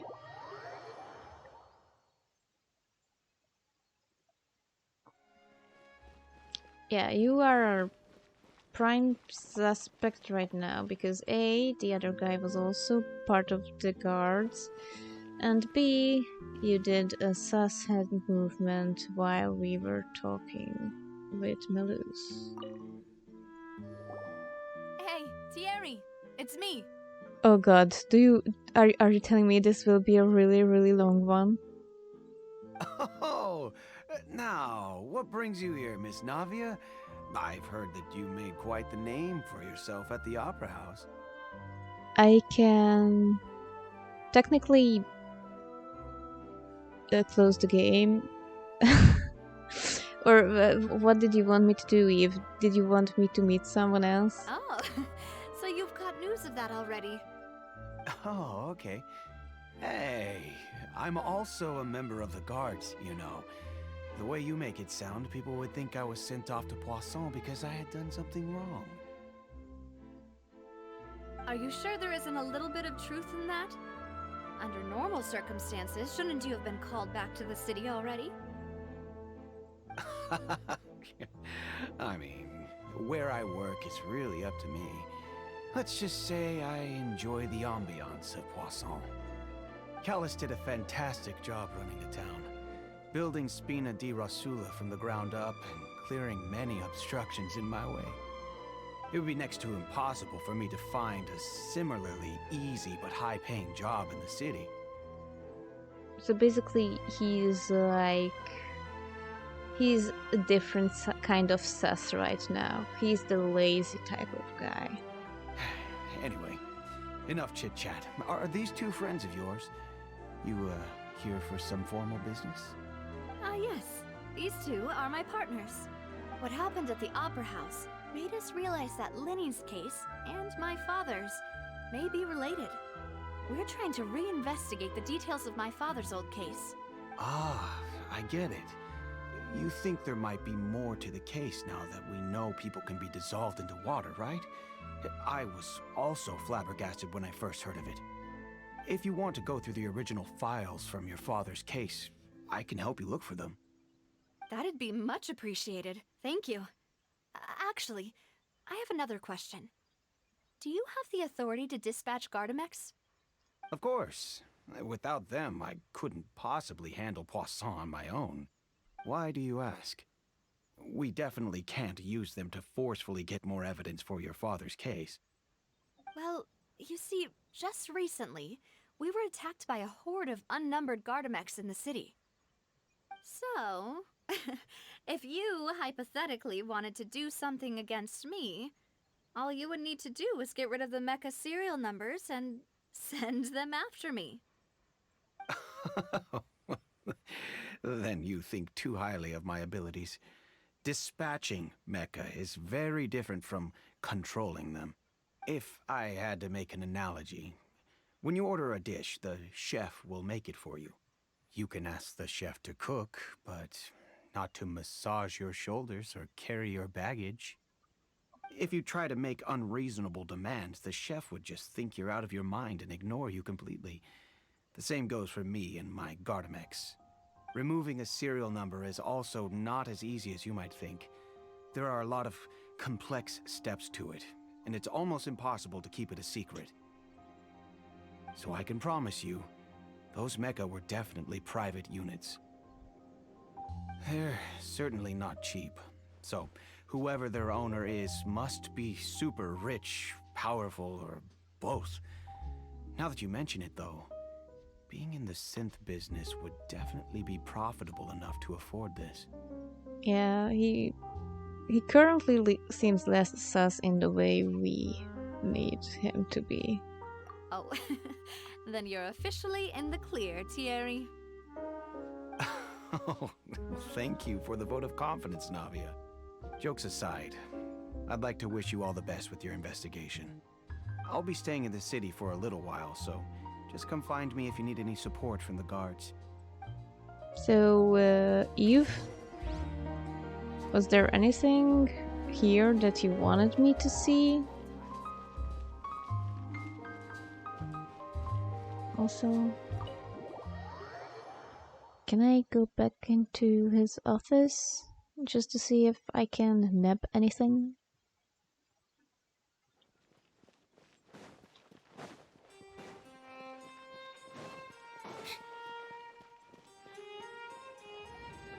No! Let me in! Oh well. Over here.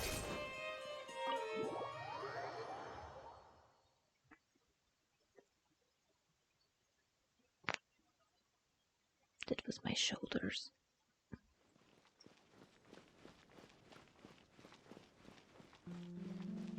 Oh. Yeah, I thought the guy we were looking for was just outside Poisson, but then I realized, oh, that's hundreds of meters. Also, why can you dive there? That doesn't seem healthy.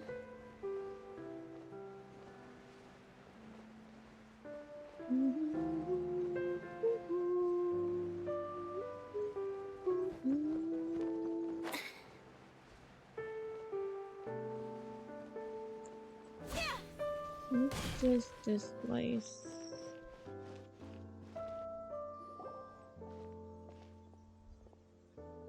Hello. How may I help you? I'm here to see Marcel. Could you please let him know? You can just say Navia's looking for him. Sure. I will let him know right away.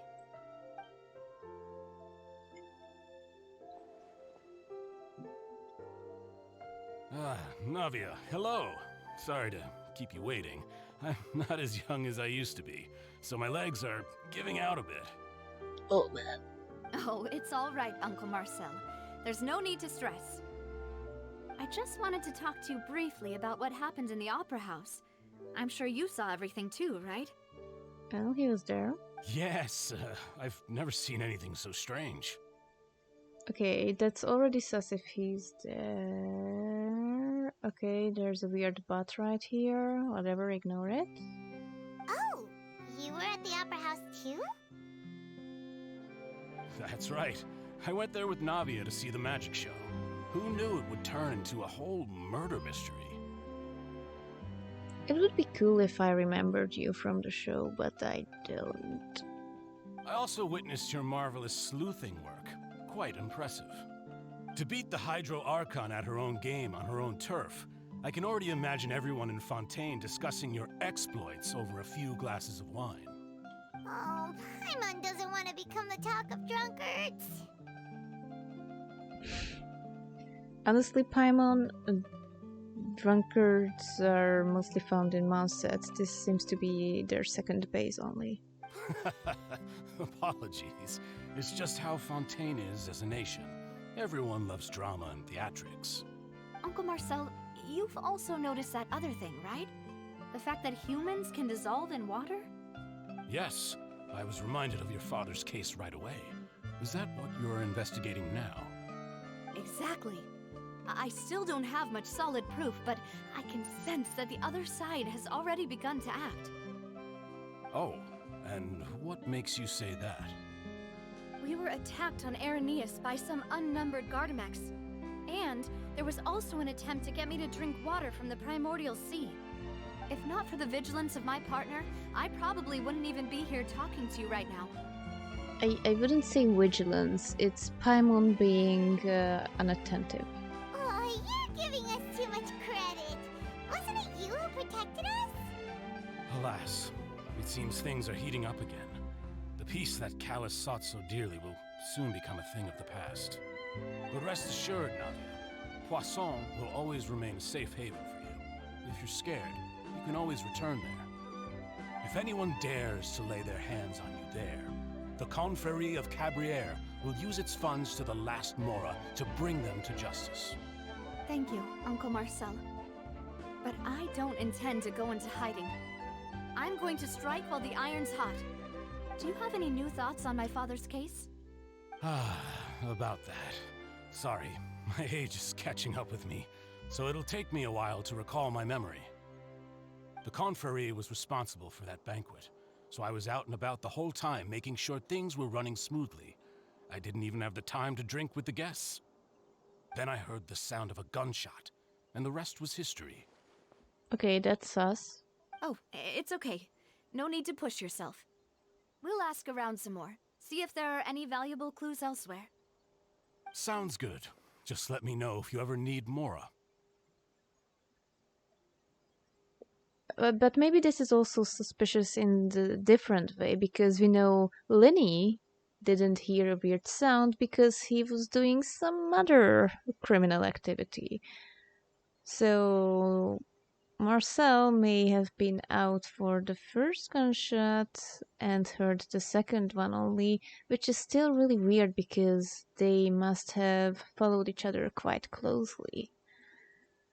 But yeah, he wasn't entirely on the scene all through the way, that's for sure. All my wealth comes from Callus's patronage and support. I'll spend however much it takes to clear his name.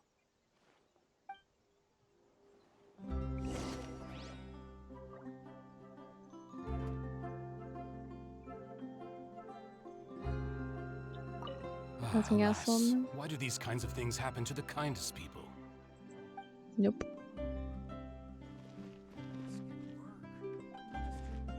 Where am I going?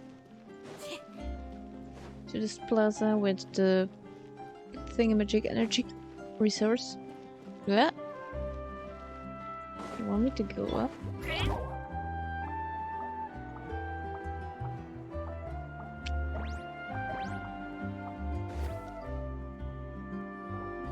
We've talked to all 3 suspects, purely based on their conversations with me. None of them sounded particularly suspicious. Yeah, I mean, even if Callas says something weird, it might be because he's old and he really has upcoming dementia. I suppose that's to be expected, though. If a single conversation's all that's needed to find them out, then my father wouldn't have needed to investigate the case for so many years. Anyway, even though we didn't make a breakthrough, let's still compile what we were able to find. Okay, here comes the minigame. But where should we start? Ah, you're right!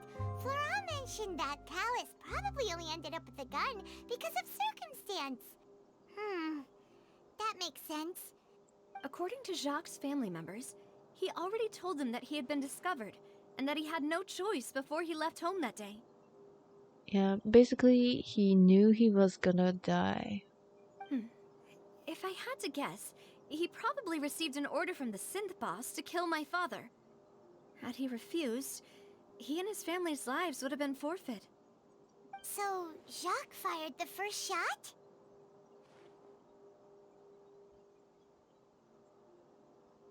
Yeah. Whoever shot first. No, the order can be either way. Either Jacques shot the mystery guy, and then he was shot, or mystery guy shot him, and then the other guy got murdered by Navia's dad, which is more likely. Oh? And why is that?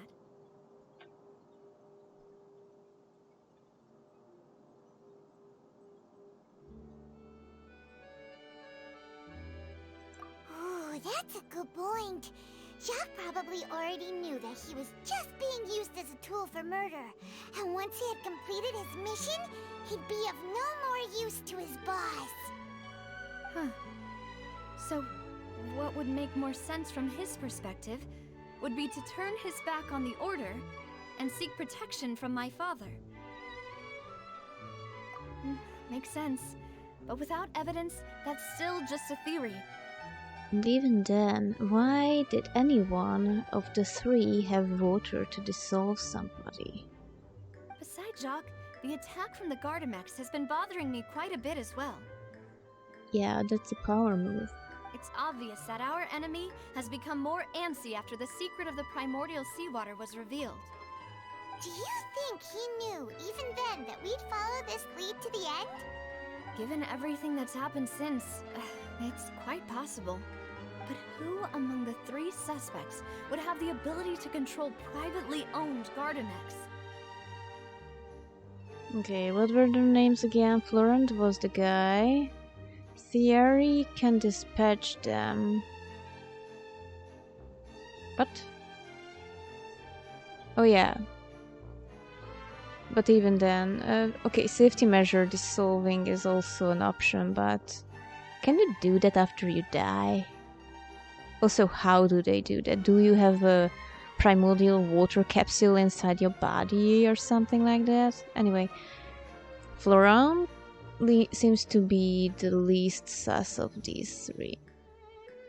Thierry technically has access to Gardenex, but he claims that he can only dispatch them.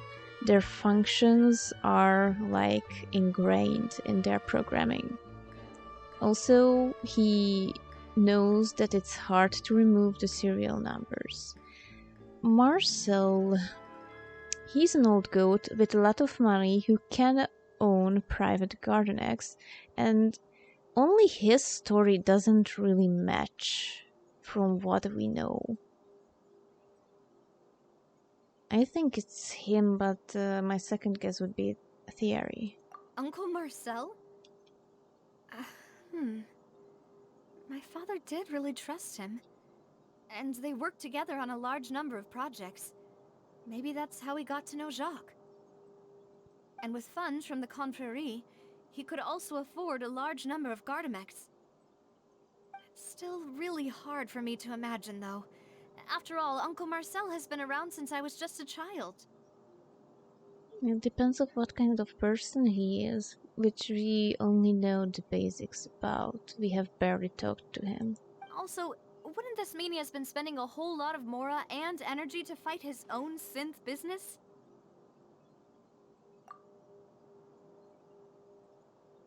Thierry, you say?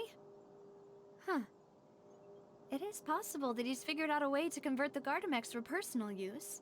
Even then, they would have to keep tabs on who last used the Gardamex. And yeah, he just dispatched like 40 of them. They would be missed. But I didn't feel like he was lying when he was talking to us about the mecha.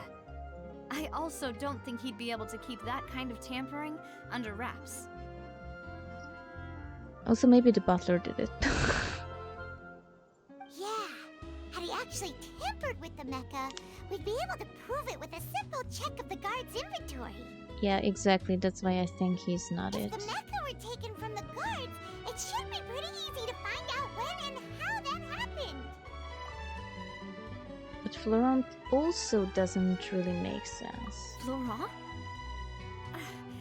It is true that he was closest to my father, and thus had the best chance of learning about his dealings with Jacques. Yeah, I know.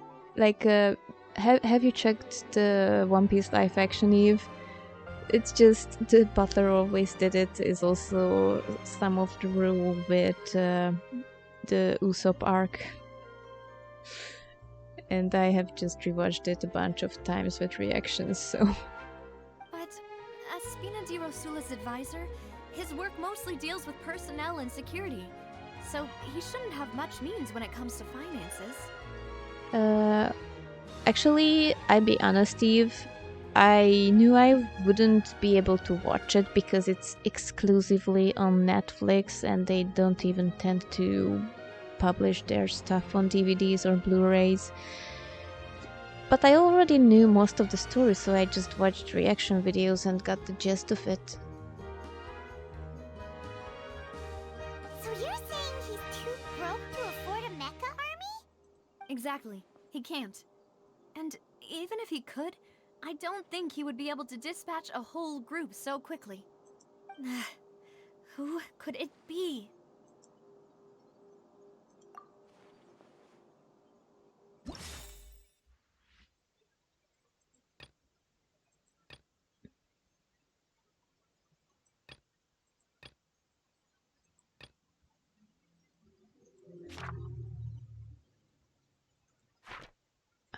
God damn it. I don't have the actual option available.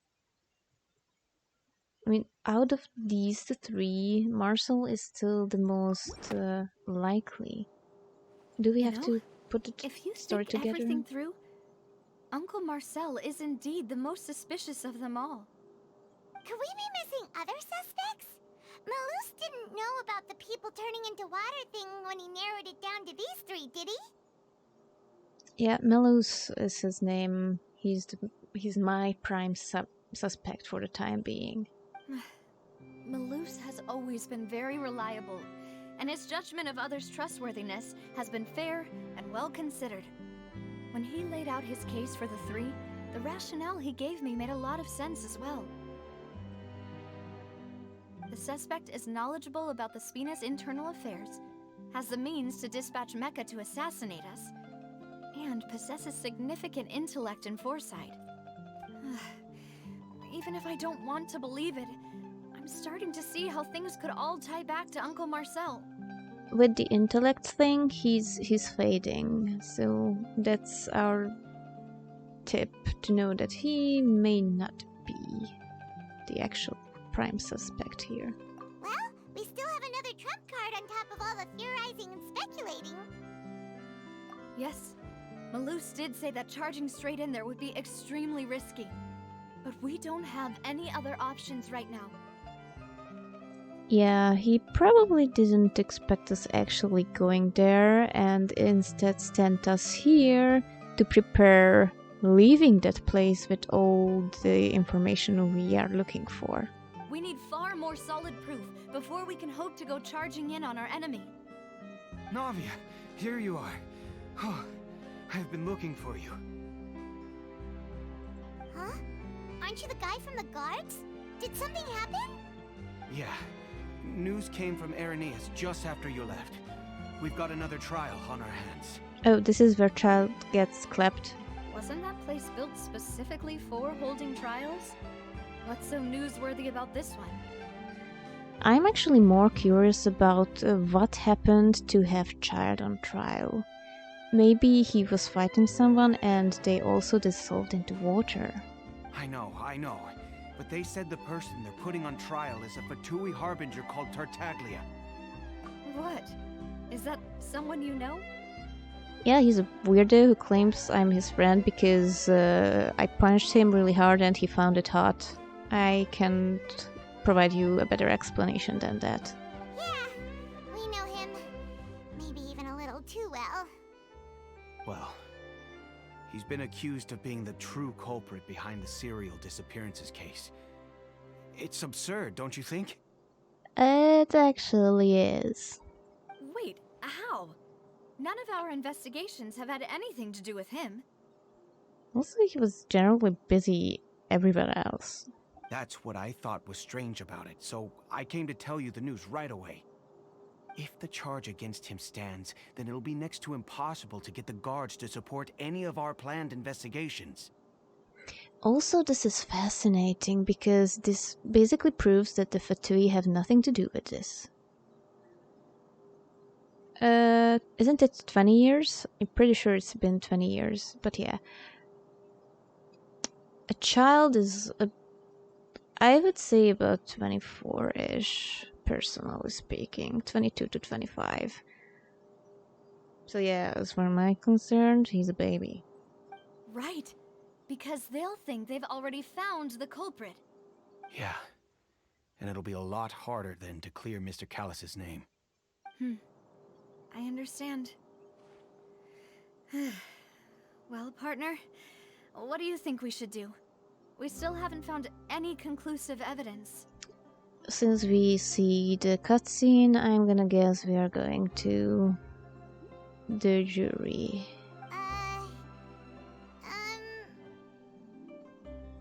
Oh? Split up? What do you mean? Their news in that place. Okay. So, Child will be clapped, but then probably... well, he will attack Neuvillette, so he will have to sit behind bars for another reason. Just as expected of my partner. Since this is a trial about the serial disappearances case, the culprit's attention will be focused on Irenaeus, leaving his home base wide open. You're right. This is our best opportunity. All right then, let's do this. I'll stall them at the Opera House and charge Marcel as the true culprit. Alright. Oh, so we needed to find... like... Oh my god, I cannot remember the English word for it. But yeah. We needed a person to pin false accusations to. That's what all this looking for the proof was about. I won't have any chance of making that charge stick, though, unless we find more evidence. It'll be up to you to make it back in time and hand the decisive evidence to me. We'll help you, just like you helped us in Lenny's trial. Demoiselle, please allow us to accompany you. I'm ready. Ah, Malus, Silver. When did you two get here? We heard that you'll be leaving Poisson and figured that you might require our assistance. It's our hope that your confidence will be bolstered with the two of us by your side. I hope that he only heard the part where she will be pinning all the charges to the old guy. Thank you so much. Then, let's make haste for Arrhenius. Paimon, Traveler, I'll see you at the Opera House. Which also means that they didn't know that we won't go there straight away. See you then! Okay, this is our current thing. The fake proof, or no proof, but with Marcel. Which Navia will talk, or try to talk the judges into. I mean, one judge. Now that Navia has set out for Arrhenius, we should also get going. The location has already been marked on the map, so let's head over. Huh. According to Malusa's info, the synth production base is underwater. Let's go and try to find the entrance. Makes sense. They want to make sure that you are using all this junk they've programmed beforehand and remind you that, hey, you can swim. I think I see the entrance. Eve, how much time do you have left? I think you can stay for this, if nothing else. Finally found it! Huh. So this is the entrance that leads to the synth production base. It sure doesn't seem out of the ordinary at all. Also, we cannot actually talk underwater. At least people don't open their mouths when they are opening chests. So, Paimon, how the hell did you do that? You're right. An important place like this is bound to have a ton of protective measures and mechanisms. Navia's probably arguing up a storm right now to stall for us. Maybe not yet. They should be arriving right about now because we were in the city and this is just outside the city. Oh, that's how they will handle it. Interesting. Ah, yeah, that makes sense. It would appear that I must repeat my question again, Mr. Tartaglia. Do you accept the charge that you are the true culprit behind the serial disappearances case? Hell no. To be perfectly honest, I don't understand your country's complicated court system, or the reason why I'm being charged with something I've never even heard of. However, I did hear that people who have been charged can choose to participate in a duel to clear their name. Is that right? In which case, as long as I accept the charge, I can have an all-out fight with that champion duelist Clorend, right? I've got to admit, that's one of the most enticing offers I've ever received. When I privately sparred with her last time, she was obviously holding back. Real disappointing. Hey, don't you understand? You're currently the prime suspect for a major case. This isn't the place for you to be looking for fights. Honey, he's all about that noise. You can't help him. He's a lost cause. Oh? Sounds like the Hydro Archon wants to lecture me on the ways of the Opera House. Then why don't you duel me too? I'm the kind of student that learns best in the heat of battle. No. That's not what I meant. Alas, it would appear that communication with the defendant is going poorly. We have made very little progress. Oh my god. He's such a problem child. For everyone he ever met. In that case, let me explain everything from the very beginning again. The goal of this trial is to determine the culprit behind the serial disappearances case. Also, I don't want to accuse Chad for having a single brain cell. But maybe he knows we are on the way. Even though he doesn't. That case had nothing to do with him. You've got the wrong man. Huh? What's going on? Why is she interjecting again? I told you it couldn't be one of the Fatui harbingers. Miss Navia, this is the second time you've interrupted the court proceedings. I only tolerated your behavior last time because you were able to provide the court with a key eyewitness. But that was an exception rather than standard court protocol. I can very well charge you with contempt of court for your interjections. Also, hello, second mystery person. Oh, please. Did you ever think I had any respect for this place's pointless theatrics? We can put that discussion aside for now. I'm not here to argue with you. I'm here to charge the true culprit behind the serial disappearances case. And if my charges prove true, then Tartaglia here will be proven innocent by default, correct? Oh, a young lady has charged in and offered to clear my name. How fascinating. Well, I'd gotten half bored to death by all these rules and procedures anyway, so I'll take you up on that offer. He'll basically like have a nap while his trial is going on. So, Your Honor, is there nothing else for me to do now? You may take a seat for now in the audience, but that doesn't mean the suspicions against you have been lifted. Yeah, he's gonna take a nap. Now then, Miss Navia, who is the person you would like to charge instead? And now we are alone again. That person is...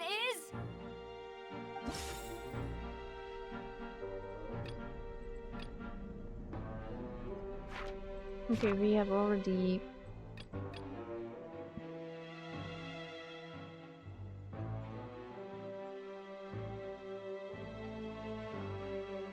Okay, this is the fake case we are provided. Marcel, the head of Confrérie of Cabrières! Huh? What confrérie? Never heard of them in my life. I've heard of them, but weren't they Spina di Rosula's sister organization? Oh, is this going to be a friends to enemies type situation? Please let me remind you, Miss Navia, that charging someone is an incredibly serious matter.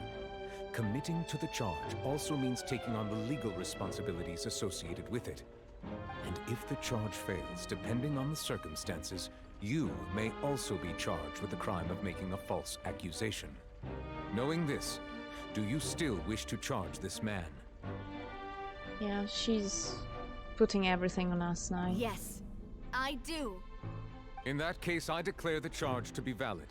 Miss Navia and attorneys, please take your places on the court. Members of the guards, please contact Mr. Marcel right away so that he may stand trial. Yeah, okay, we have about half an hour until the old man arrives, and then we'll need basically just teleport in here. Oh, come on. I mean, you know what? Mr. Marcel, you will not require an attorney. Is that correct? We might be doing our stuff right now as this is happening. Apologies. It all just happened so quickly. I still haven't figured out what's going on. I think an attorney won't be necessary. This is probably just a misunderstanding between me and Navia. Very well. In that case, since both sides have now arrived, Miss Navia, please present your charges. I would like to take everyone back to 3 years ago, to the case of Callus the Unfaithful. Only through elucidating what really happened in that case can we connect all the dots for the serial disappearances case. Navia, do you really think that I was the one who killed your father? Or at least imply that you were part of it. Come on, why would I do that? Callus was my benefactor, and remember both you and I only ran to the scene when we heard the sound of a gun. If that's enough to make me a suspect, wouldn't that make everyone at that banquet a suspect as well? I think there's no point in getting into the specifics right now. The audience doesn't even have the big picture yet. Even I'm struggling to remember some details of that case. Exactly correct, Your Honor. I must refresh everyone's memory about that case before I can explain my charge and reasoning. I see. In which case, I will recount the findings about that case as originally recorded by Maison Gardiennage. This guy knows all this stuff by heart, doesn't he?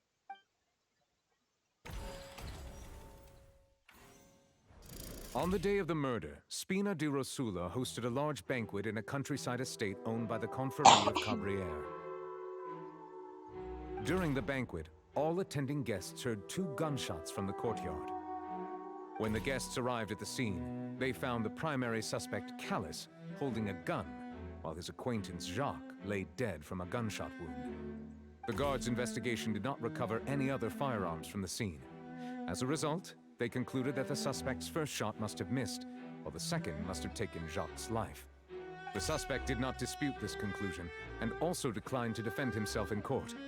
Instead, he chose to prove his innocence through a duel. Callus was defeated by champion duelist Clarand in the ensuing duel, and soon succumbed to the injuries. These are the known facts about the case. Okay, the first thing that doesn't add up with Marcel's story. The one with the motive to kill was Jacques, not my father. And even so, Jacques still had no reason to pull the trigger. In truth, the third person shot Jacques first, and was shot in turn by my father when my father seized the gun from him. After that, the true culprit turned the third person into water, erasing all traces of him from the scene. So it works post-mortem is what we are saying here. Thank you for the summary, Your Honor. Of course, the guard's conclusion appeared quite sensible to us at the time. However, we should revisit the case now that we've gained new information about the abilities of water from the primordial sea.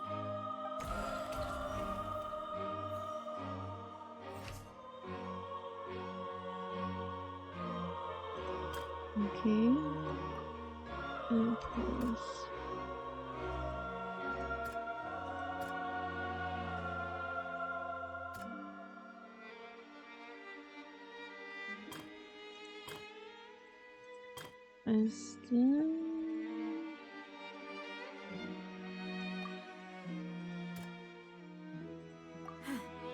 Something's not... Oh god.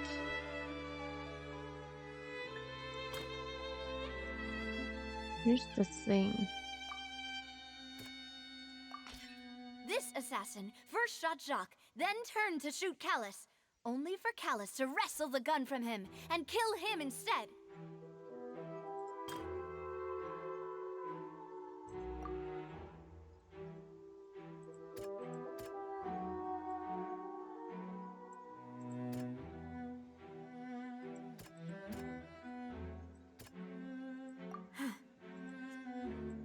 All right.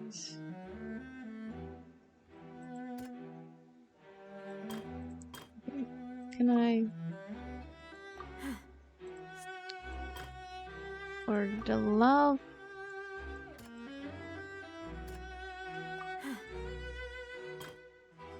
For the love of all that's holy.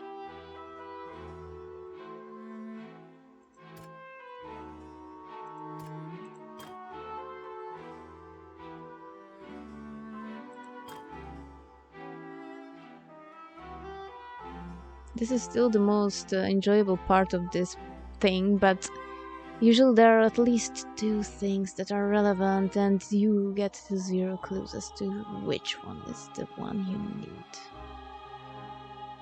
Okay, whatever.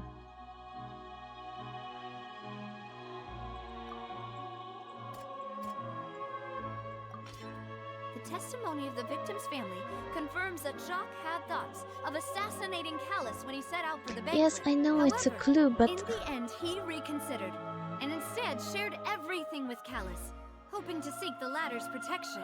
Unfortunately for Jacques, the true culprit had already considered this possibility, and had sent out another assassin. It may be a clue, but here's the thing. Why would you bring up the he has no weapon with him stuff, which apparently seems to be no, even better. A pile of clothing was Doesn't found even at the mention scene. water. The guards once believed they were used by Jacques as a costume to disguise himself, but now it is clear that the clothes were proof that there was a third person at the scene, and that they were turned into water after committing the murder. Since it was raining that day, the culprit was confident that they could use the rain to wash away all traces of their dissolved accomplice. Realizing this, the true culprit caused the hired assassin to dissolve into water, leading everyone to believe Callus was responsible for Jacques' murder. This is the true version of events. Yes, the only thing that we will have to work on is who was behind this plan.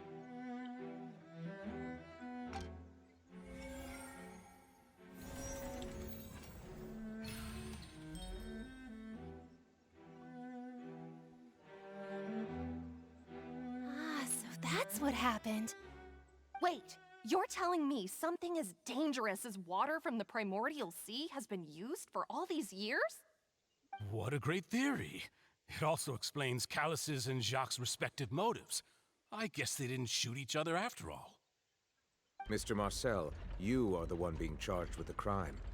You should provide a rebuttal if you wish to prove your innocence. But I think I agree with everything Navia just said. In fact, there was nothing in her speech that directly implicated me. Yeah, that will be the problem we are working on. Then, may I ask some questions? In my opinion, we primarily need to determine two things. One, do you have the evidence to back up your claims? Yeah, this is where she would fail. I'm afraid not. At least not at this very moment. Boo! If you don't have any evidence, you should just go home! I may not have the evidence with me, but I know where I could go to collect it. If we look up the deserted clothes against a record of people who went missing around the same time, we should be able to find a match.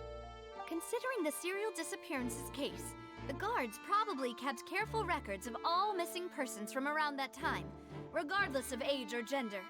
That is actually a fair point. That makes sense to me. Monsieur Neuvillette, I would consider this to be a reasonable investigative direction. Also, if you know Farina, you can manipulate her into stalling, which is a genius move. Why do I feel like Farina's acting a little differently today? Maybe she's scared of embarrassing herself again? That, and because of the dissolving people thing, I believe, because it was like a reality check for her. Alternatively, she's become more diligent after charging an innocent citizen in the That last too. trial. My second question has to do with the ensuing duel. If the truth is indeed as you described, then why didn't Mr. Callus explain himself in court? If he had testified that a person had been dissolved, he could have at least mounted a defense. I've thought about this too, and the answer is actually pretty simple. He felt there were things that were more important to him. The dissolving power of water from the primordial sea is an important secret for the true culprit of the serial disappearances case. My father could have exposed it for all to see, but he chose to take it to the grave. At that time, Spina di Rosula was in dire straits, and his reputation had already been shattered. He had no guarantee that going forward with the truth would allow the culprit to be brought to justice. What was certain, however, was that it would paint a gigantic target on my back. Boss once told me that Demoiselle had already been selected as the next target of the serial disappearances case. What? If the secret had gotten out, the culprit would have fought an all-out war with Espina right there and then. I wouldn't have been the only one in danger. All of us would have stood to lose our lives. Of course, the guards might eventually figure out the truth of the matter and determine that we were in the right. But what good would that do? How can a hollow verdict protect anyone? Had this opera house ever given my father any kind of confidence in its brand of justice, Spina di Rosula would have had no reason to exist. But by staying silent, we retain the ability to deter our opponents and continue the stalemate. I was able to become Spina di Rosula's president, which made me harder to target, as well as giving me more time to grow and learn. And once I have figured out the truth and stepped up to the challenge, I will do what this opera house cannot, and restore my father's truth and honor back to him. So, you mean to say, your father intended to die in the duelist's ring? That's right. Do you have any proof? Of course. All you need is to ask his opponent, Clorand. I don't need your apology, your guilt, or your support from the shadows. You don't have to do anything for my sake. But since he entrusted his will to you, Clorand, you should tell us the truth about his sacrifice. Alright, Eve. Have a nice evening. I think I will stop streaming soon too. So, during the duel, did you believe that Callus was intending to die? Yes, I did. As a champion duelist, I've fought many battles and taken a countless number of dishonored lives. In my line of work, I've seen all kinds of people give their all for the faintest hope to continue living. Some were determined, others passionate, and some even manic and twisted. Thank you. And goodbye. I will just be commentating for myself and anyone who may watch my YouTube video for some reason. Have a nice evening and nice sleep.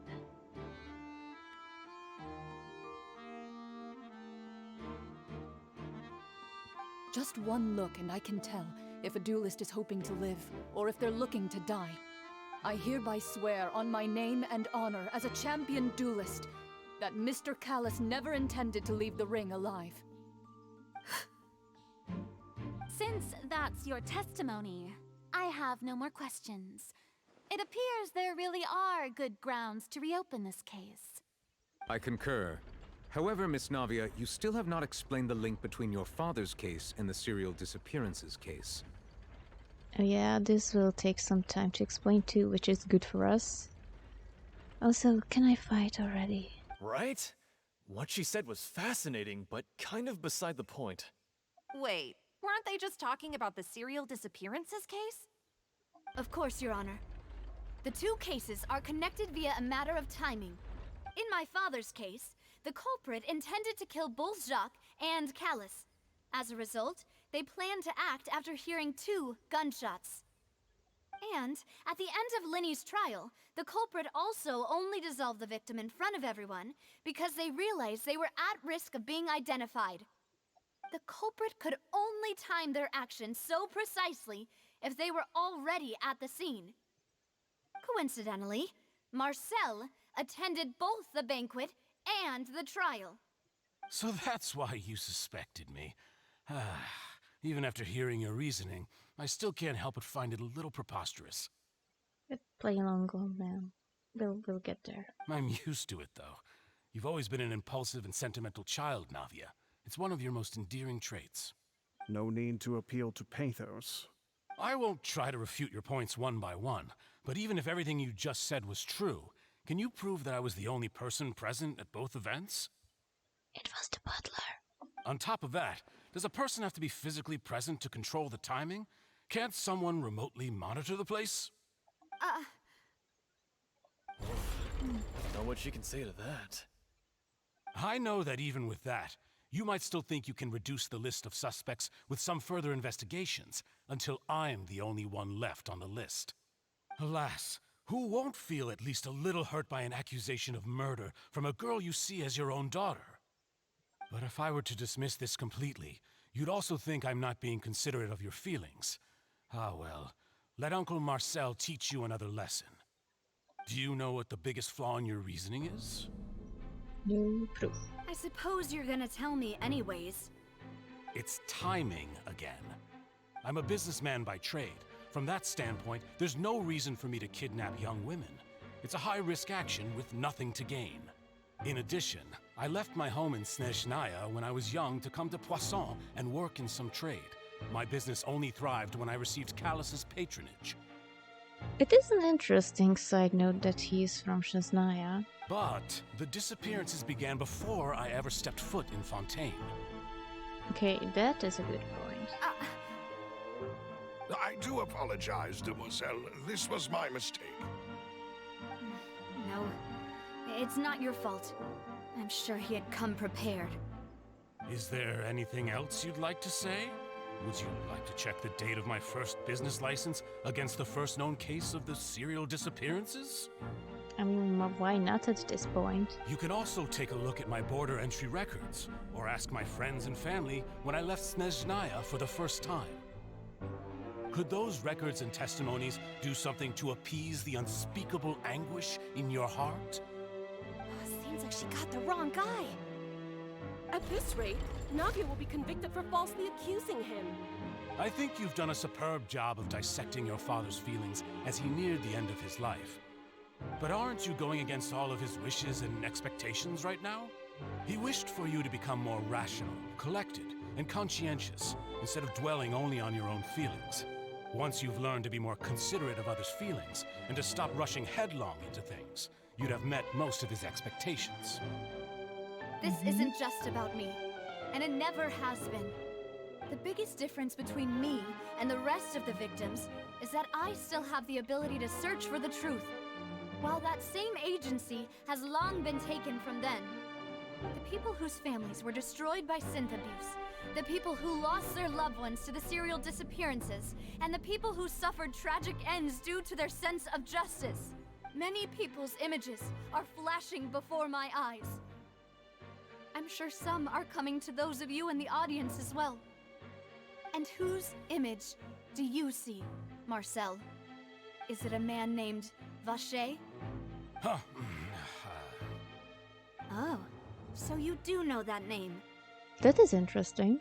I'm merely surprised you'd suddenly say the name of someone I've never even heard of. Maybe he's Vacher. I was waiting for you to say that.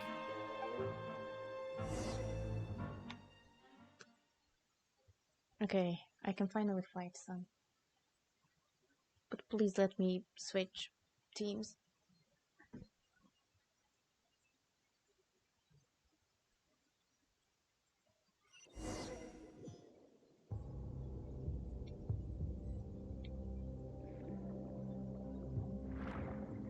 Oh. They didn't let me switch teams, although maybe this is just random area. Can I? Of course I can't. Well, the good news is I have a decent party set up. I can change. But yeah, the pros of this party setup are that I have both Oja and Numa powers at my disposal, and it's a free stream. Let me just optimize ourselves a little. Oh god. I will never get over the lag of loading a character in. I believe we are set.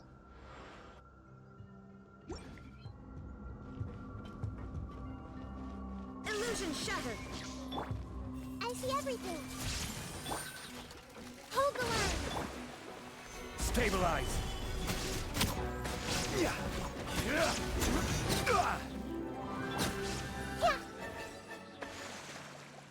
What am I looking at?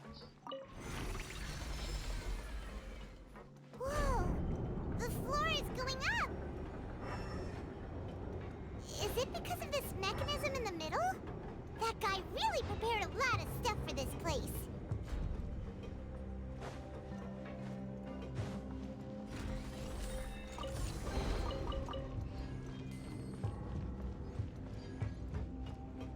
This is cool. They should use this more often. Paimon thinks we need to go up, but Paimon doesn't see a way. The mechanism, Let's take a look around. Paimon. Maybe we'll find a hidden mechanism that'll show us the way up.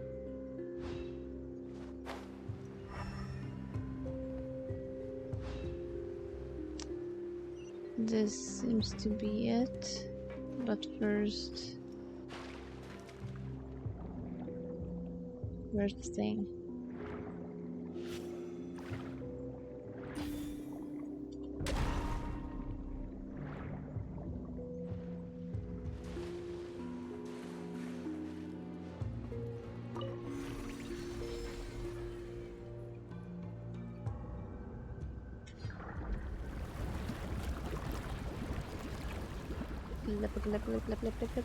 Oh. It's raising the water levels, alright. The water level is rising. Now we can swim to the top.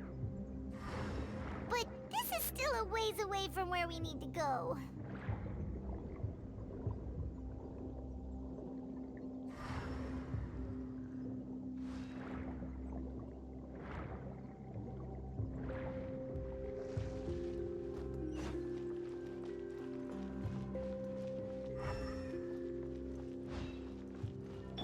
Hey! There is no escape! Solidify! Rest and rebuild!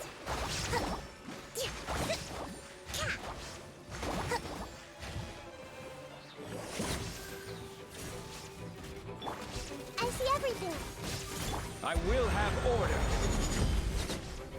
Gather! Okay.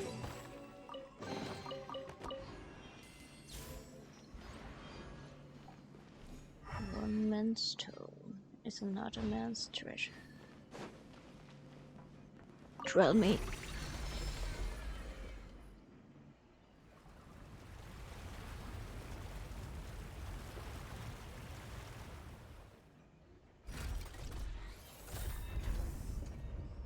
Okay, it's not the rule of threes, which is a surprise. Clear! Let's go! Do we have any chesticles? No. Unfortunate. That is very on point. Okay.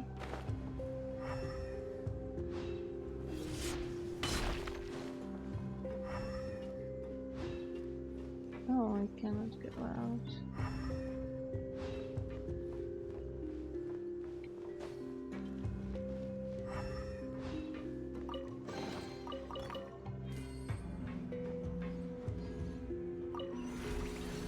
All those books. Goodbye. Never mind. Water didn't leak in.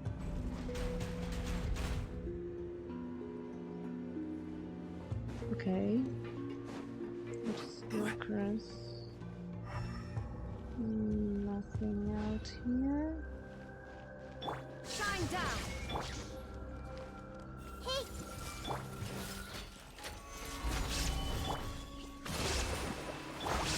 Share my knowledge! Commit it to memory!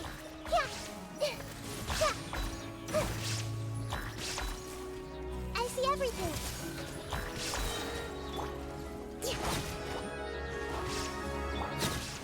Solidify! Is that it? Okay.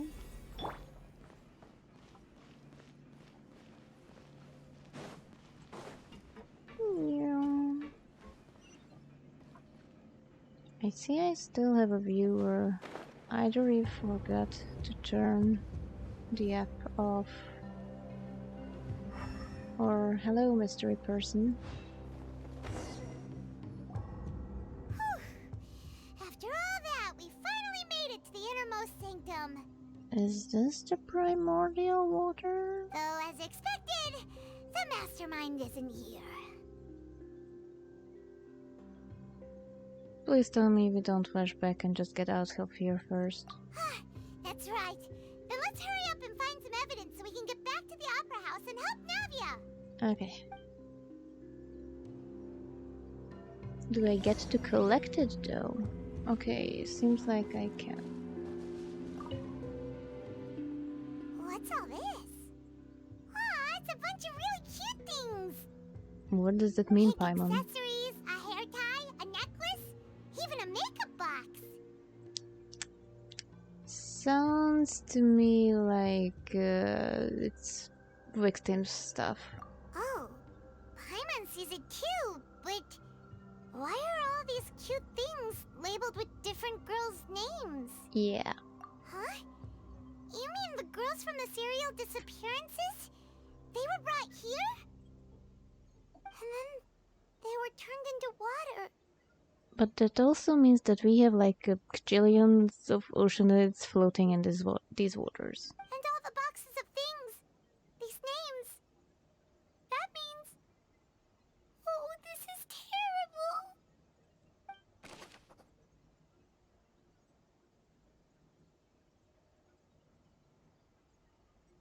The containers they pull with the single and that's the HQ. Yeah. Even so, why even keep track of this? Why not burn them all? This is so weird. Okay, these are the... Whoa!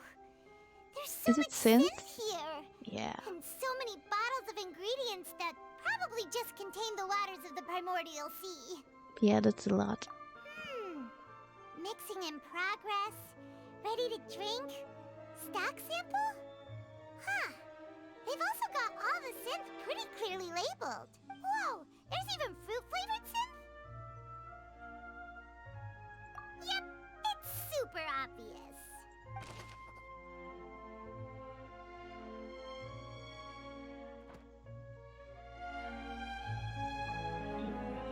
Next up is desk, which it's probably the place where they dilute this stuff. What's this over here? Looks like some kind of place for research. Experiment number 16 aims to verify Jacob Ingold's research conclusions on the primordial sea and use his theory as a foundation to achieve a breakthrough. Okay, Jacob Ingold, that's the guy who tried to turn himself into an oceanid, and we still don't know if he has managed to do yet, because that's the only page from the Fontaine collectibles that we are missing. The experiment was a failure. No individual managed to resurface from the water from the primordial sea. Female specimens 22, 23, and 24 were dissolved.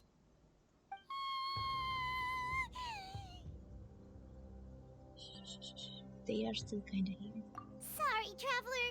Paimon will try her best. It's just that Paimon's never read something so scary before. Paimon, we have already done the side quests. Also, you have seen what happens. I would think that it is scarier. How can someone write something that terrible in such a matter-of-fact tone? You read the rest. Paimon's too scared to keep going.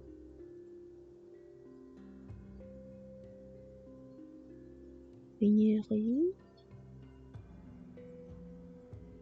Oh. Okay.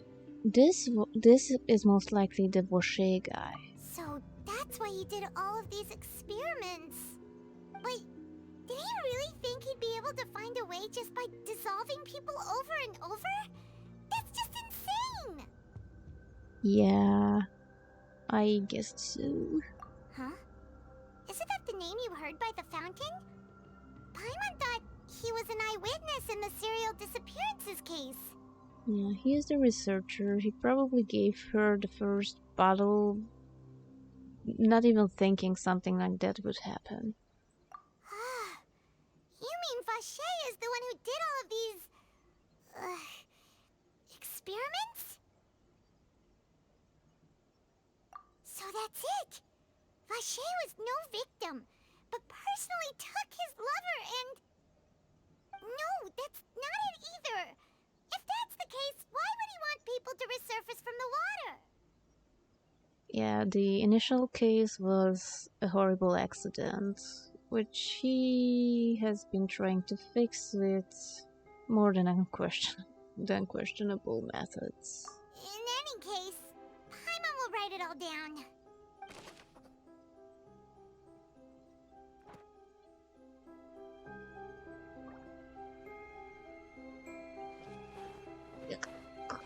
Let me up. Never mind. Okay, this side. Also, it would be really weird if she was the butler. Let's see what's written here. Nothing escapes Detective Paimon's eyes. Callus. Navia's father.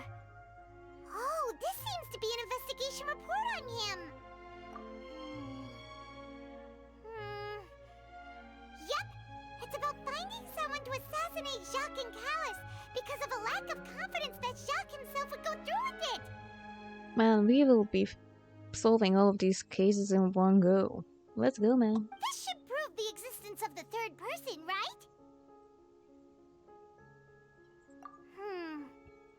We still have not determined the exact content of the key information Callus has passed on to certain members of his organization. The old dog's a real menace to deal with. Even if he abides by the promise he's made to us, he will still have the upper hand. He can act whenever he wants to make our lives miserable. The only option left is to remove him from the picture entirely. I concur. Let's send someone to kill him. He won't declare war as long as we don't touch Navia. Oh, seems like we've got a bunch of correspondence between the higher-ups. They're all just so evil.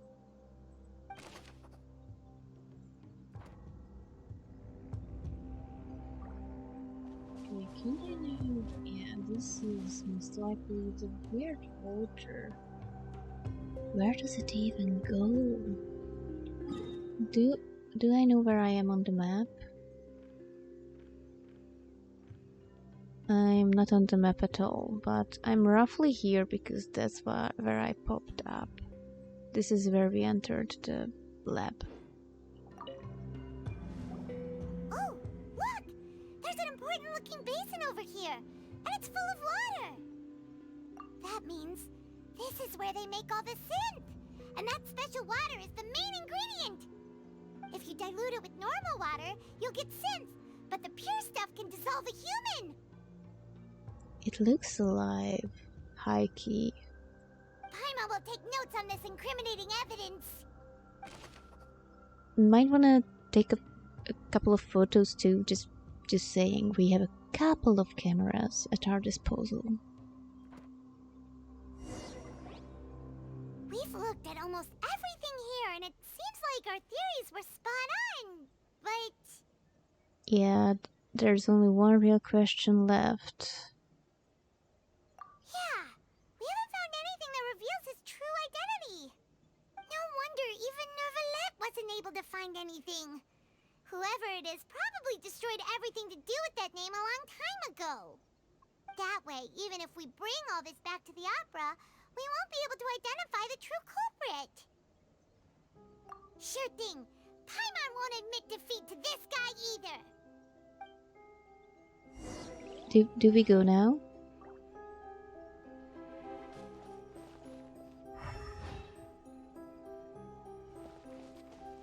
Oh, yeah, the clothes. We might find stuff among them, but...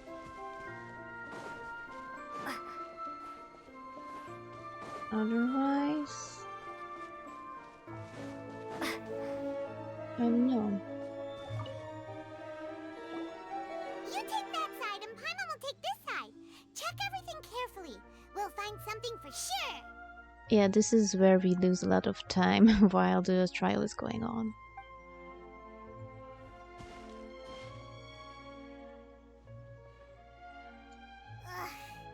Nothing at all. And Paimon can't even find snacks either.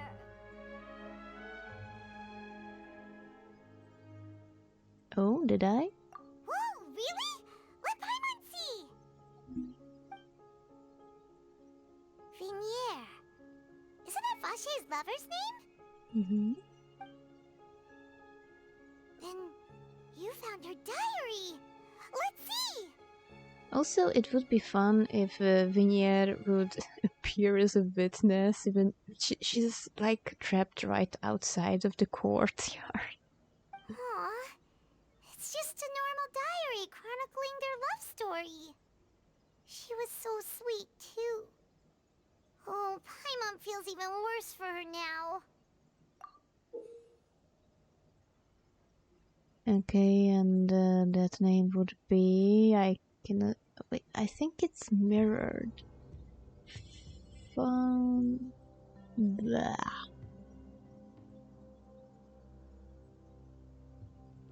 I cannot read this script, goddammit, but I know that you can just mirror it or something. Maybe this is why. Anyway, I give up. So many! A whole page's worth! But they're all crossed out. Was she unhappy with all of them? But yeah, if it's a why, it was the butler. The final name she decided on was...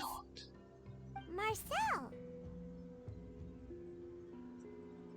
Okay, that is a really, really weird coincidence.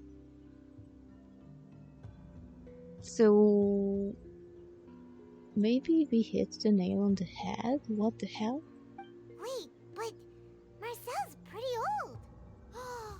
Has this case been going on for so long that he's Vacher and Venier's grown son? No. I think he's Vacher. But even so, he's almost too old for it. But all the worries and these experiments may have taken a toll on him too. Hey! Paimon still hasn't figured it out yet. But hey, we were right on the money.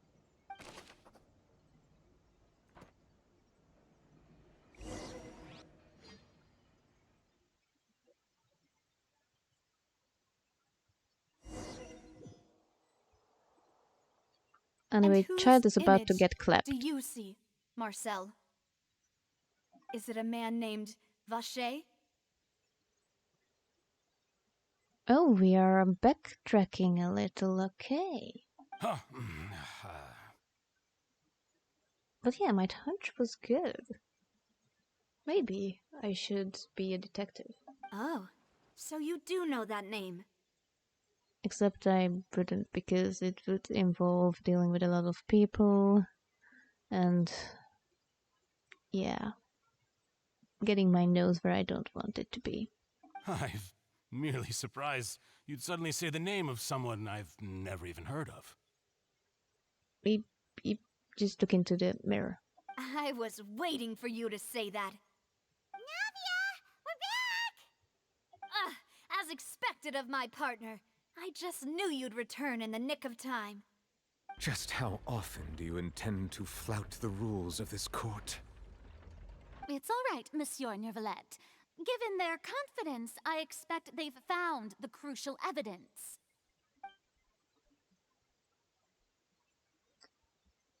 Even so, that's weird because he has entered legally only later.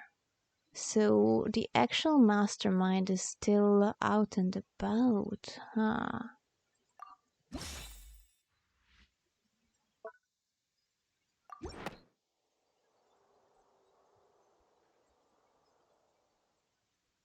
But the truth of it, Marcel, is that you've always been Vacher. Huh?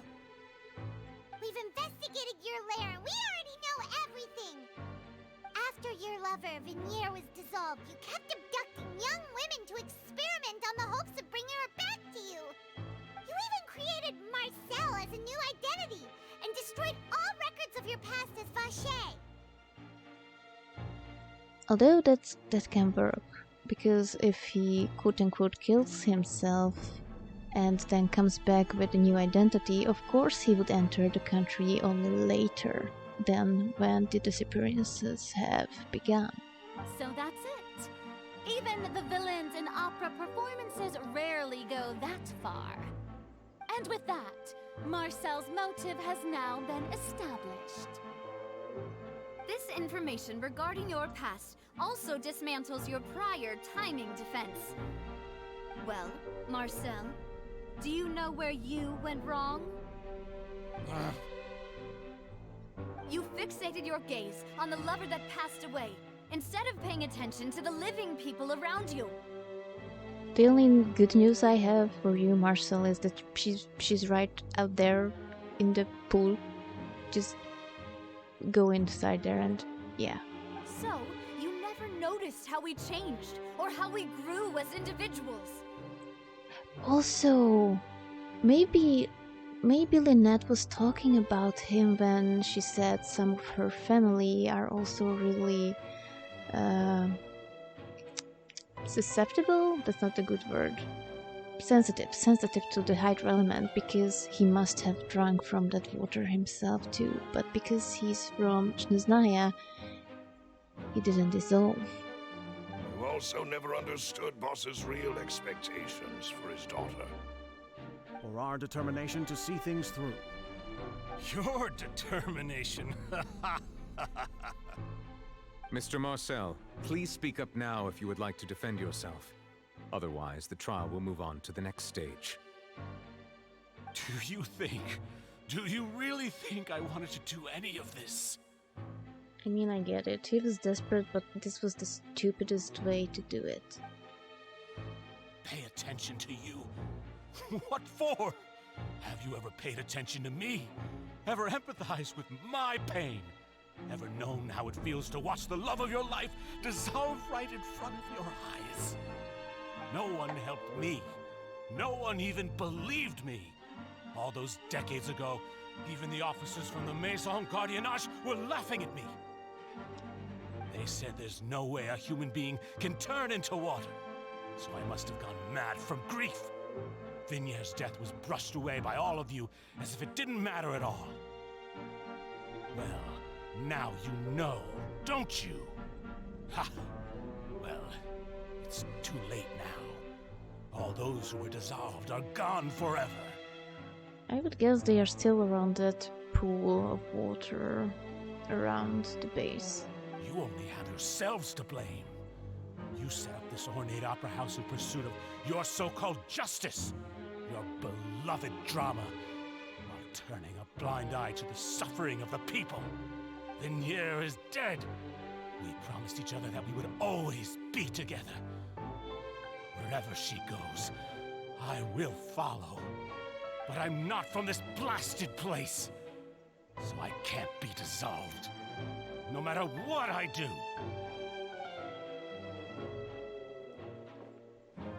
Hey, dude. Is that water from the primordial sea that he's drinking? Maybe, yeah, but just take him out to the fountain, please. I can't dissolve! Can't dissolve! Can't dissolve! Do you all see? I can't go! I can't follow! So if I can't go where she is, what choice do I have but to try to bring her back? I did all of that, and in the end, that accursed Callus still got the better of me.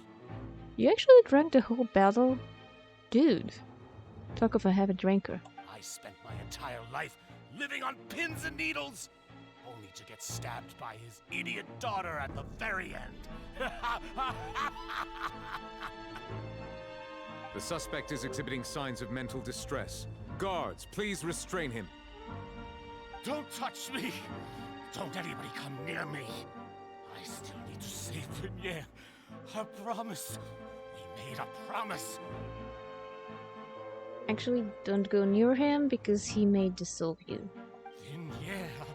Vignier! Please, Vignier! Don't think badly of me. All I want to do is fulfill our promise. Honestly, when are we going to tell people that she's out there? When? At this point, the verdict of this trial is clear. With Mr. Marcel's conviction, the charges against Mr. Tartaglia no longer have any basis. And yet he's about to get clapped from what I know. Fine by me. I was in a bad mood, but after a show like that, I'm actually feeling pretty good.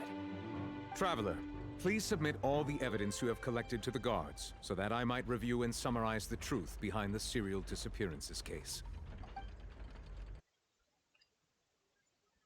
The man now known as Marcel was originally named Vacher and worked as an adventurer with his partner and lover Vignier.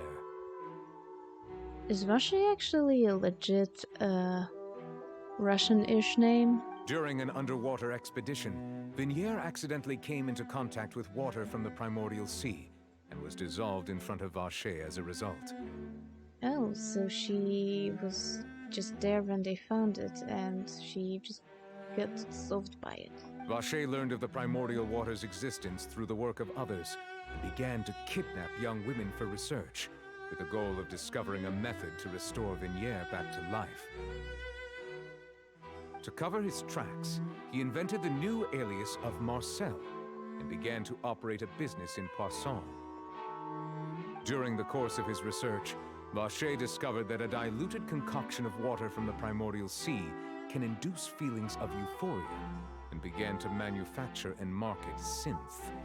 However, as he accumulated wealth to fund his continued research and expanded the scope, he came into conflict with Spina di Rosula. After exchanging blows with Spina di Rosula for many years, Vacher decided to assassinate their president Callus at a banquet. Although the assassination did not go as Vacher expected, he was able to turn Callus into the murder suspect by dissolving the assassin he sent to the scene. And just recently, Vacher attempted to frame Linny as the culprit of the serial disappearances case, using a similar method. However, his attempt to frame Linny failed, and the power of water from the primordial sea became public knowledge.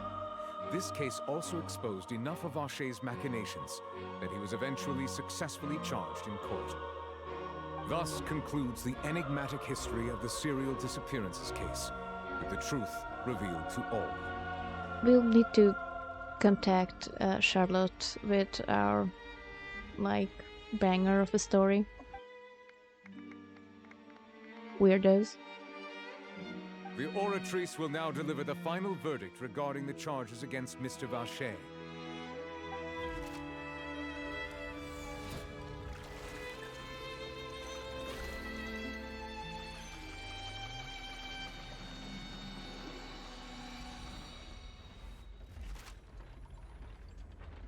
According to the judgment of the Oratrice Mécanique d'Analyse Cardinale, Mr. Vacher is... And this is where Child messes things up for himself? guilty. Guards! Take Vacher away. Good. It's what he deserves. With that, the serial disappearances case is over now. We really just witnessed history. Who would have thought the true culprit would be such a polite and well-spoken guy? Why are you dressed like you're from Inazuma? Yippee! We helped Navia bring the bad guy to justice! Shh. He's hurt so many innocent people and now he's finally getting what he deserves! Huh? Are you okay? No, she's not.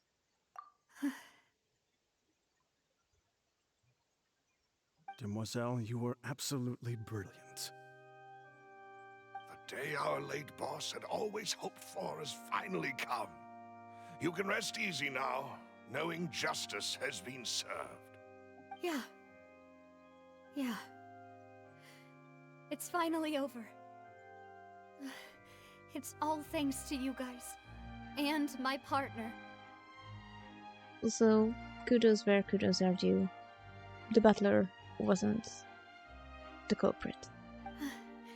See, Papa? Spina di Rosula's still doing well with me at the helm. Well now, hasn't this been a most delicious piece of drama? The villain has been caught, justice has been served, past wrongs have been righted, and it's a big ol' happy ending. And you're reaching for a fight, aren't you? Since it's been such a great show, I'll just let the false accusations against me slide. Either way, I've still got some business to attend to. So, if you'll excuse me... Please wait just one moment, Mr. Tartaglia. Ugh, what now? None of this has anything to do with me.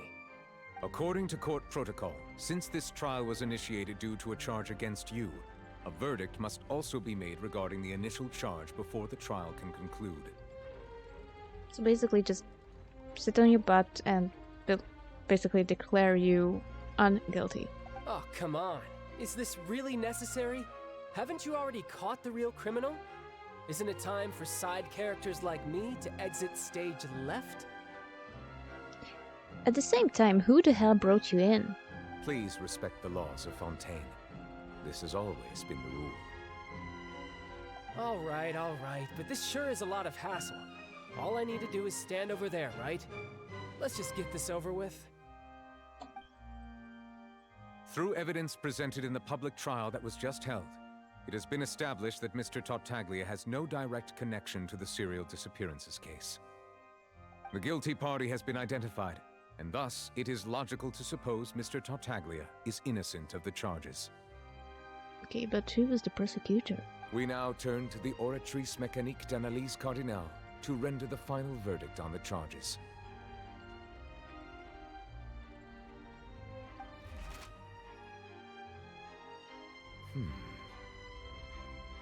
According to the judgment of the Oratrice Mécanique d'Analyse Cardinal, Mr. Tartaglia is... Does it say the wrong thing for the first time right now? guilty. Yeah, that's basically that would be my face too. Is this in connection with that whale thing, maybe? What? Hey, hey!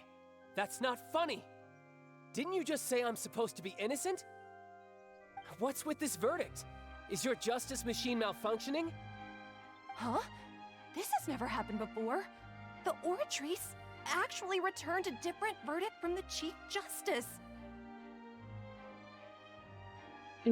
Yeah, something is not right here. I mean, have you ever heard of an innocent Fatui Harbinger? Do you think the Oratrice might have just convicted him on general principle? Yeah, that would be my first thought.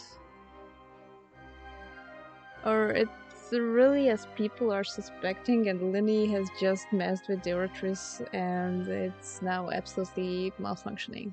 But weren't the charges about the serial disappearances case? No matter what else he's guilty of, it shouldn't affect the verdict in this case, right? The judgment of the Oratrice Mécanique d'Analyse Cardinal is, by law, the final verdict of the court.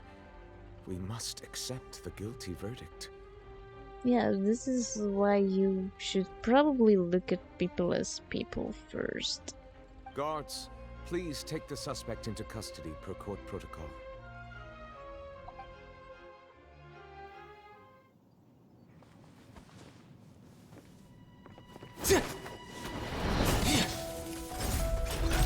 So this is how justice is done in Fontaine.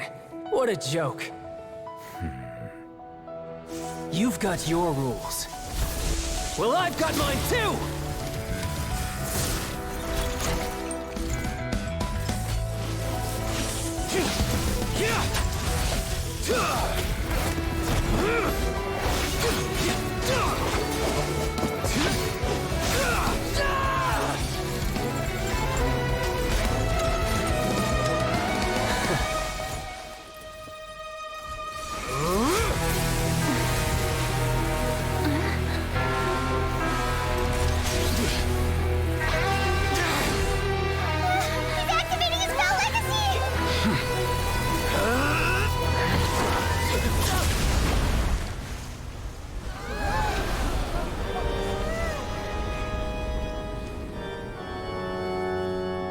I am sorry. Stop.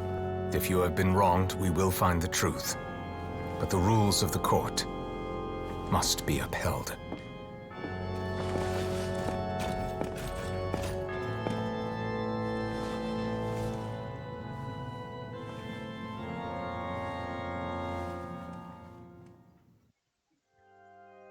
I wish I could play in a quality that matches those cutscenes. What's going on? Shouldn't they have been cleared already? Apologies. This is also the first time I've encountered such a situation. However, according to the rules established at the conception of Fontaine's court system, the Oratrice's judgment is the final verdict of the court. All I do is follow court procedure. As for why the Oratrice arrived at the conclusion it did, you should probably ask someone more knowledgeable than me. Yeah, even so, does she know? Why are you looking at me? I had nothing to do with it! I don't know what happened there either! Hey, stop staring at me! What does Lady Farina mean by that? She says she has no idea either? But that's impossible. Didn't she create the Oratrice herself? Yeah, most likely she created it by using something that was left to her. Yeah, Are the verdicts reliable or not? Can results like this really be called justice? My dearest citizens, did you really think we'd allow an incorrect verdict to be handed out in this court? Did you really believe that the judgment could be mistaken or be the result of some sort of random mishap? Don't tell me you thought even I had been blindsided by the oratrice's result. You absolutely were. But the way she looked just now, it was pretty obvious she had no idea what was going on. I think we should go to Lily and Lynette and ask what the hell they were trying to do in the first place. Since, you know, it was their task and all. However, given the state of things, I shall give you an explanation.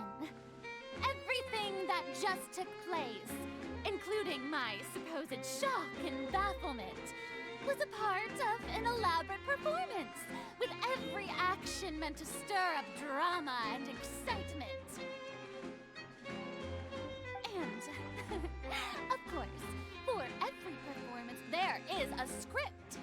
Everything has unfolded exactly as I expected from the very beginning. As the embodiment of the very concept of justice, the oratrice shall never render an arbitrary judgment!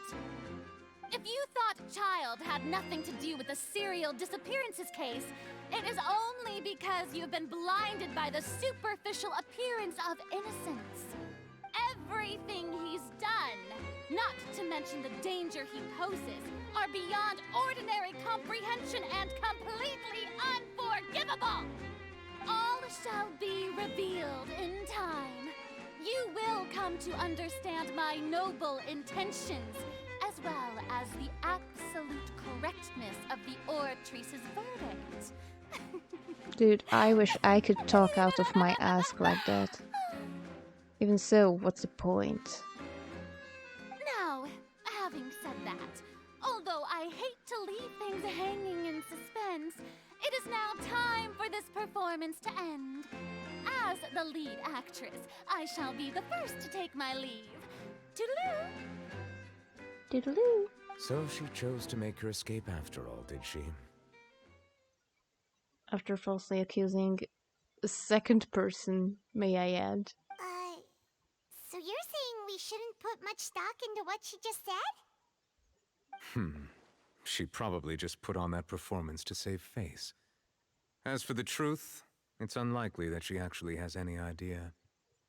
However, please be assured that I will continue to investigate this case in a personal capacity. Just as I promised, if the judgment has been incorrect, we will do our utmost to clear his name. Yeah, and then I guess we can visit Child in prison now. Alright. Even though we feel pretty badly for him, we'll take your word for it for now. I hope Tusser doesn't escape from home again to try and bail his brother out of prison. After all, he's done plenty of bad stuff, so he should have known he'd go to prison someday, right? I just wonder how they would be able to disarm him. Like, they can take his delusion, but they cannot really take the abyss. You cannot beat the abyss out of the boy. But yeah, keeping him unconscious is also not an ideal solution. Alright. Hi. Oh, Monsieur Nervalet! That power you showed when you took him down. Who are you really? A big shot who's tired of this shit. I'm the Chief Justice of Fontaine, of course. If officers of the law lack the strength and capability to enforce it, then it makes a mockery of justice. I suppose so. Let me check your model out.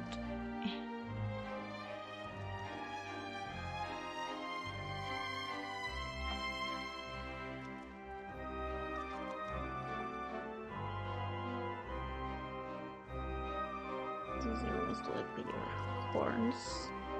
Yeah. Why do none of you have tails? Wow. Okay. Leave the opera house. I hope it will be short because I should be going to sleep too. But yeah, there's surely a bunch of people out there who are like, what? Huh? Hey, what are you doing? Quick, stop him! Can he go to the fountain? If he just wants to go to the fountain, I think he should go. Traveler! Hey! Traveler! Marcel! What are you doing over here? Side note, how have you not been taken out yet? Stop resisting arrest! Cease, or we'll add another charge to the list. I guess he's interested what happened to us after we drank that junk. No, wait! I just want to ask the Traveler something. I'm not looking to run away. Please, just let me ask this one small thing. Go on. Thank you.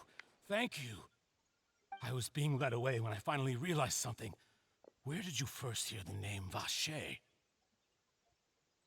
I erased all records of that name.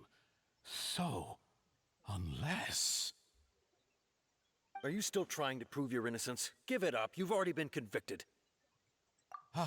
Really? You did? You're sure? You met her? But how could that be? How did you manage to do it? I mean, yeah, it was right here, and it's about hydrosensitivity. Maybe you should check it out too. The Fountain of Lucine? Then she's been so close to me all along. And I just never... Please give me a chance to talk to her again. Just let the Traveler take me to the fountain to see her one last time. This is the last request I'll ever make in my life. You can do whatever you want to me afterwards. I don't care. What? Give an inch and you want to take a mile? Do you think serial killers get to make requests like that? Chill, dude. I built right there. Paimon agrees. Why should we give him what he wants when he's only done a ton of super terrible things? Even so, we have met the girl, and yeah, we wanted to tell him something and maybe lead him there anyway. This request, is it worth as much to you as your life? Of course! Wait, no. It's worth even more than my life. Humans. Will they betray the instinct to live just to satisfy spiritual needs? Very well. I will grant your request. Your Honor, I fear that... I will go with him. You do not need to worry about any escape. In that case, I shall leave him in your most capable hands, Chief Justice. Thank you, Your Honor. Okay, let's check on the lady with the name starting with F.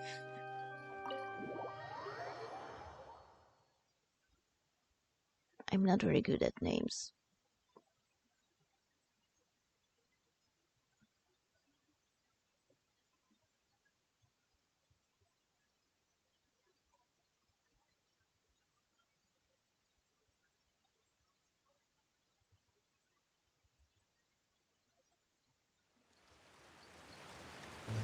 So, Washay, meet your Oceanid girlfriend thing.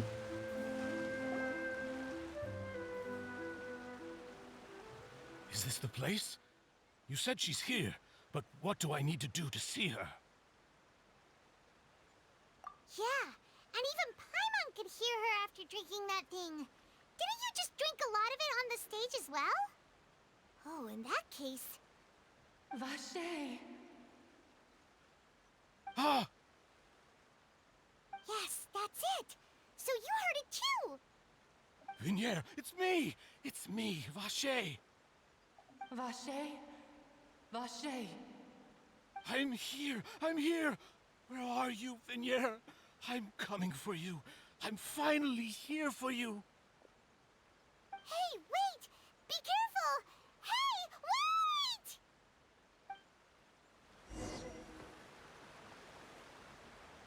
Vignier, is that you? It's me, Vacher! Vignier! Vacher? Why did you come? Didn't I say? You don't need to look for me. You look a lot older than I remember. How long has it been? 20 years, give or take a few. It's been more than 20 years. I've suffered for over 20 years since the day you left. All this time, only the thought of bringing you back has kept me alive. Nothing else mattered to me. I must be dreaming. Who would have thought I'd get the chance to tell you all of my feelings like this? Vignier, you are my everything. I really don't know how I could live without you. But Vacher, if you ask me, this world would be better off without you. What are you saying? If not for you, I would have finished my law degree and probably become a top-tier attorney one day. If not for you, I would have continued to pursue my love of the arts, and my works would have been displayed in the Palais Mermonia itself. I don't think this oceanite is just one person. If not for you, I would at least have been able to take care of my mother. And she would not have grown old and died alone, with nothing but the tears on her cheeks. It's all because of your selfishness, Vacher. It's all because of you. You... Wait, you are not Vignier. Who are you? You're right. I am not Vignier. I am the sacrifices.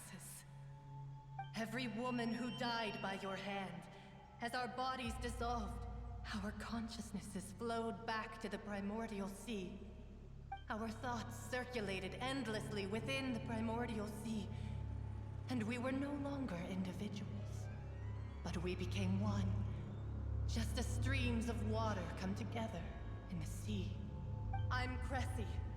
I'm Lemonade. I'm Azine. The only one I am not is Vignier. Why? But then, where is Vignier? She doesn't want to see you anymore. Every tendril of her consciousness is avoiding you. This is what you get for your selfishness. Your selfishness robbed us of our lives and our futures.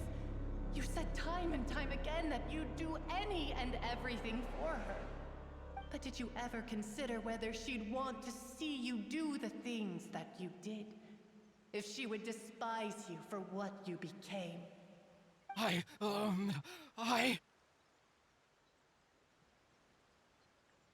You are a liar, a heartless murderer, and a cowardly narcissist. The only thing you are not is Vignier's beloved. From the moment your first victim died and her consciousness merged with Vignier's, she has had nothing but pure hatred for you.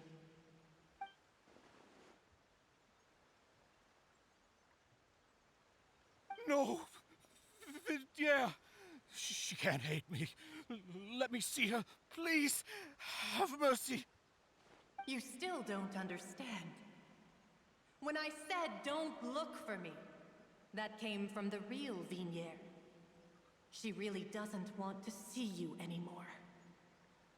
But on top of that, she also said that because it's her final drop of pity for you.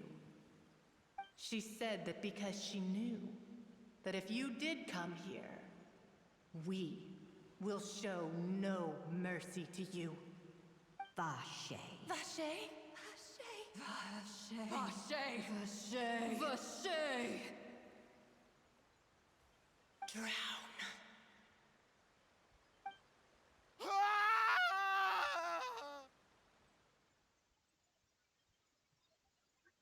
That's fair.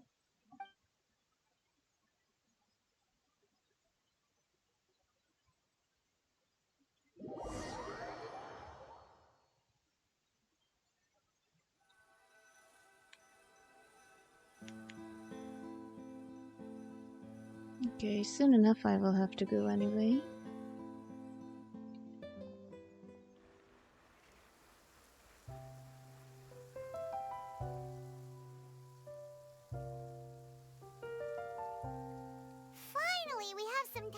shopping. Gosh, it's really been a long time since we've been able to relax. Yeah, it's stressful. Well met, partner. I knew something great was going to happen when I woke up in such a good mood today. Even this weather can't put a damper on the demoiselle's mood. It's a pleasure to see you both again. Oh, hey, Navia! It's been a few days. Paimon's already started to miss you. Oh, now that I believe. I'm easy to work with and always bring home the bacon. Who wouldn't treasure having a partner like me? Yes, the bacon, it's all that Paimon has come for. Sounds like you're really enjoying life these days, Navia. What have you been busy with since the trial? It's just been one thing after the other. I've been making non-stop trips between Poisson and the courts in Seine. Side note, have we seen a man among the... I guess we shouldn't see two men among the people that Rocher has dissolved, but I don't think we saw anyone. Anyway. Everyone from Spina di Rosula organized a memorial for my father. We never held a memorial when he first died, since everyone knew that even if we held one back then, no one was going to come. This time, though, everyone in Poisson, and even many people from the court, all attended. Mm-hmm. So his name's definitely been cleared now. That's what we like to hear. Yeah. It's been the dearest wish of Demoiselle all along. That blasted stubborn fool. I was right to put my faith in him. I'm so glad I didn't give up on the case all those years ago. Oh, by the way, I ran into Charlotte just after I left the memorial service. Well, maybe it'd be more accurate to say I knew she would be there, and there was no way she'd just let me go. She wanted all the juicy details. Huh? So you know Charlotte too? The Charlotte? Journalist from the Steambird? Yeah, way back when I first became the president of the Spina di Rosula, she was all over me. Wouldn't take no for an answer. I believe the story was called The True Heart of Darkness, Secret Tales of the Yellow Rose. To be fair, though, it was a really flattering feature. So, we've been on pretty good terms ever since.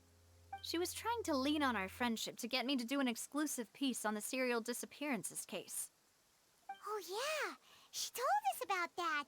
She's always been super interested in that case, so now her wish has finally come true too. Yeah, although she probably could have gotten more from us. Anyway, I told her to make sure that when she writes about you guys entering the opera house with the critical evidence, that you both sound really cool. Nice. Now that's another thing to look forward to. We trust Charlotte's skills with a pen for sure. Actually, a Steambird edition as one of the quest markers in our bag would be nice. Oh, and in other news, I also took Clarand out for a meal. Oh, are you two on better terms now? While you were investigating Vacher's headquarters, Clarand gave testimony on my father's behalf. It was thanks to her that we were able to turn the tide. I wanted to thank her. I mean, there's also no point in being awkward all the time, so we took the chance to reconcile with each other. Oh, that's great. Paimon also thought Clarand wasn't actually a bad person. It's always good to have more friends. Anyway, now that the case has finally been solved, perhaps it will slowly begin to fade from the public consciousness. Oh, actually, there's still one last thing I need to do. What is it? Victory meal? I should pay a visit to my father's grave and tell him the truth of what happened, as well as how it all ended. That also makes sense. And on top of that, just how much people still look up to him, to this day. That includes me, too. Miss Navia. Indeed. We want to go too! We also think Callus is a really admirable person. Ah, Sure I know why the graveyard I'd like is there you two now. to share the moment with me.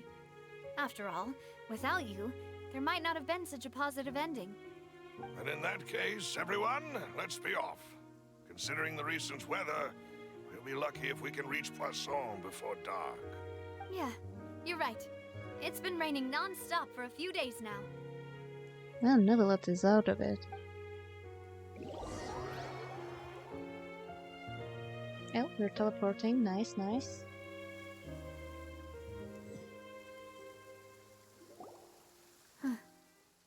This is where my father's grave is. To be perfectly honest, even I haven't been back here for a long time. Makes sense. Huh? There's someone there already. Wait. That figure. It can't be. Oh, is it Aurudix? Isn't that Nervalet? Why would the Chief Justice be here? Huh? Navia?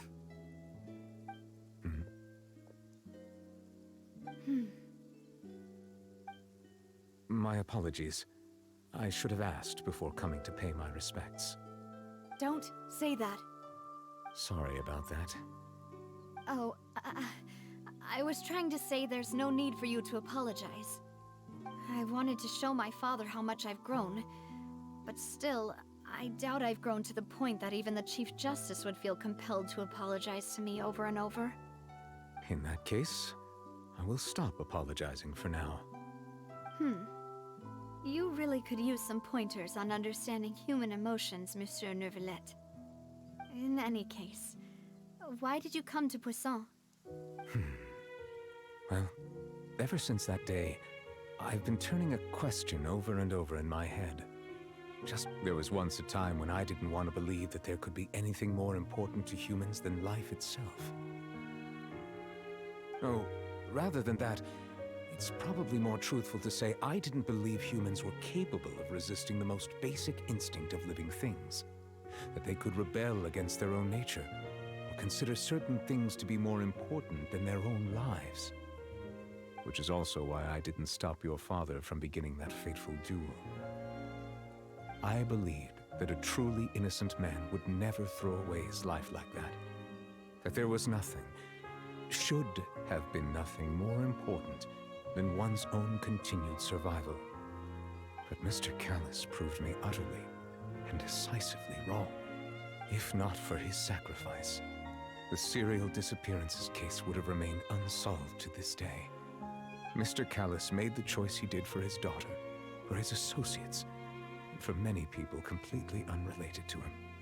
And in the end, from a certain perspective, one could say that he did it all for the sake of justice. A justice that's higher than life itself.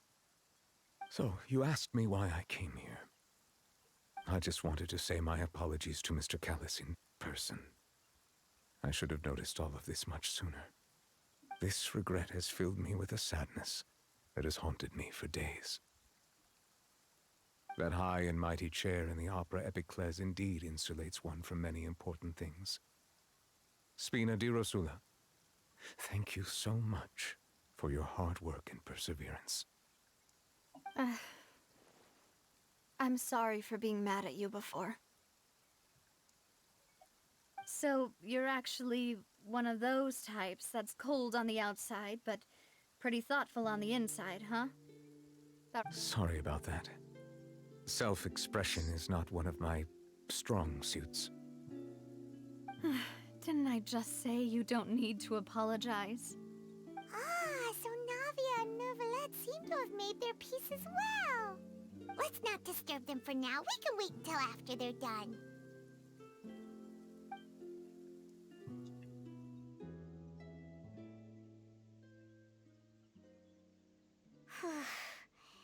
Paimon's never paid respects at someone's grave before. Did Paimon do anything rude there? Huh? Oh, Paimon didn't know that was a thing. But Paimon doesn't know what she would do if she can't fly. Oh no. Paimon hopes Miss Navia won't be too mad.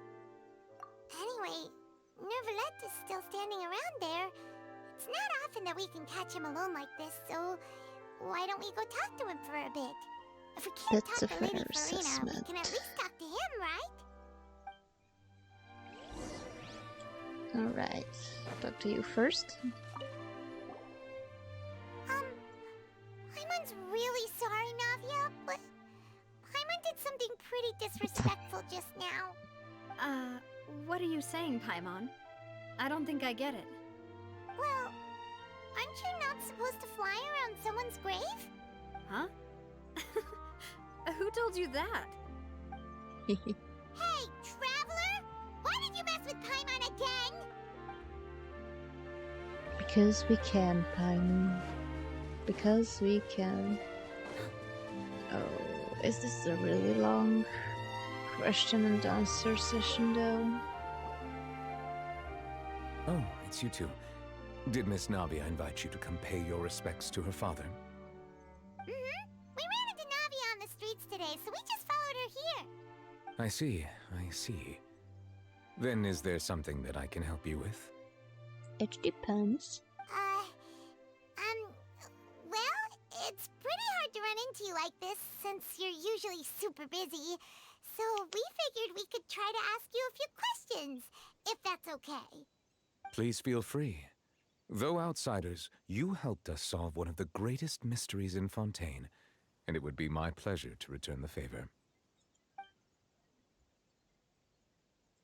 So, yeah. at court, the bad guys referred to that special water as water from the primordial sea, but what is it really? Obviously, ocean juice. Truthfully, that name is already quite accurate. I can only surmise that Vacher and his ilk only learned of its nature and existence after extensive research. There used to be a special sea on the surface of this planet. The nature of its seawater was rather different from that of the sea we know today. Most of Tevat's life forms were first born in that special sea. You could say it nurtured much of the life on this planet. Huh. So it really was where everything began. It makes sense to call it primordial then. But today, the primordial sea no longer exists on the planet's surface. What Vacher discovered must have been some kind of special case, or a remnant from a truly ancient age. Huh. So that's how it is. Oh, you really know everything, Monsieur Neuvillette. But if that's the case, then why would people, at least people from Fontaine, dissolve in that kind of water? Indeed. Why would the primordial sea, which was known to engender and nurture life, suddenly reverse itself and devour life instead? To be frank, that also doesn't match my understanding of this world and its laws. There must still be some unknown secrets around the people of this land. Is there anything else you'd like to ask me about? Yep. That the sea levels will rise and everyone will be dissolved in water, leaving Farina crying alone on her throne, but the sins of the people will be finally washed away for good. Does that appropriately summarize the version you've heard? Yep. That's right! It was Linny that told us back then. And that about covers all the main points. Yes, up to the present, I think we reached a point where we have no choice but to confront this prophecy directly. Rumors have it that this prophecy is rooted in the last words the former Hydro Archon left to the world before she passed away. A prophecy? Of the former Hydro Archon? Wow. This is the first time that we've ever heard of it. 2 parts of the prophecy have already proven correct. The rising sea levels and the ability of the people of Fontaine to be dissolved. We should be more vigilant and stay on the watch for further signs. Yep. Speaking of the prophecy, Farina has also always taken it quite seriously. Indeed, she has been collecting information and intelligence from across Tevat for this purpose. If the rumors were true, then perhaps this prophecy is the conundrum left to Farina by her predecessor. But with Farina being the way she is, can we really trust her to solve it? Is there anything else you'd like to ask me about? He's dodging the question. Okay, it was the first 2, and yeah, the elephant in the room. My apologies. My investigation has still not reached its conclusion. However, I still believe the judgment of the Oratrice was not rendered arbitrarily. On a side note, who the hell was talking to Linny down there? Huh. But you also said you thought he was innocent. For many years, I have been quite aware that the Oratrice does not simply mechanically repeat the verdict that I give on each case. As a divinely created mechanism, the people's unified faith in the concept of justice is integrated into it. Not only can it produce the incredible power of indemnitium, but it likely also possesses other traits, such as self-awareness. Which is all to say, I have been prepared for a situation like this for a long time. If it's self-aware, then maybe it really has to do with that whale thing. So when Linny told us that he heard a human voice from the room where the Oratrice's core is stored... I was not aware such a thing had occurred. Perhaps that could serve to prove my conjecture. I will add that to the list of items to investigate. In any case, I am inclined to believe that the Oratrice does have a methodology all its own. We just do not have enough information. Based on Farina's reaction, I doubt even she had any idea what was going on. She managed to bluff her way through it, though, with her time-tested twin tricks of bravado and drama. While we do intend to get to the bottom of this, for now, we regret to say that the Fatui Harbinger will just have to bide his time in the fortress of Meripede.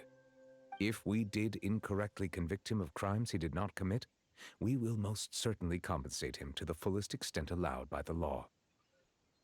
He will probably want you to take his siblings on a Fontaine trip free of charge. If you ask Paimon, the only compensation he'll want is a no-holds-barred fight with you. And death. Is there anything else you'd like to ask me about? I love how after Paimon's questions or comments, he just dodges everything. Also, last question. Your sibling, another blonde-haired traveler. I'm sorry, but I've never seen anyone who matches that description. If he ever stepped foot in Fontaine, I'm sure he followed our laws to the letter and had no reason to appear on the stage of the opera Epicles. And even if he had, he probably wouldn't have been caught because portals. Is there anything else you'd like to ask me about? Nope.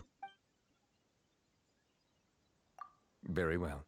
It was my honor to provide you with what answers I could. I very much enjoyed conversing with you. Likewise. It will soon be time for me to leave this blissful tranquility behind and return to Palais Memoria. Alright. You really are super busy, Monsieur Neuvillette. Paimon thought you only came here to pay your respects today because you had the day off. Crime and villainy do not have the day off, and so justice must work around the clock as well. This is merely the nature of a justice's work. Said truth. All right, you've got a point. Huh? Paimon just noticed that the rain has stopped. It has stopped after we arrived here, Paimon. Also, this is a very cool scene to step on. The sunset and, you know, just looking at it at the left. Let me just... Nope. I'm not turning to night just yet. Alright. New quest, but that one surely is not for today. Because tomorrow is Vintage Day and my parents want to take me too. So it's nearly midnight by now, I would suppose. So have a nice evening, everyone. Kate out. Oop.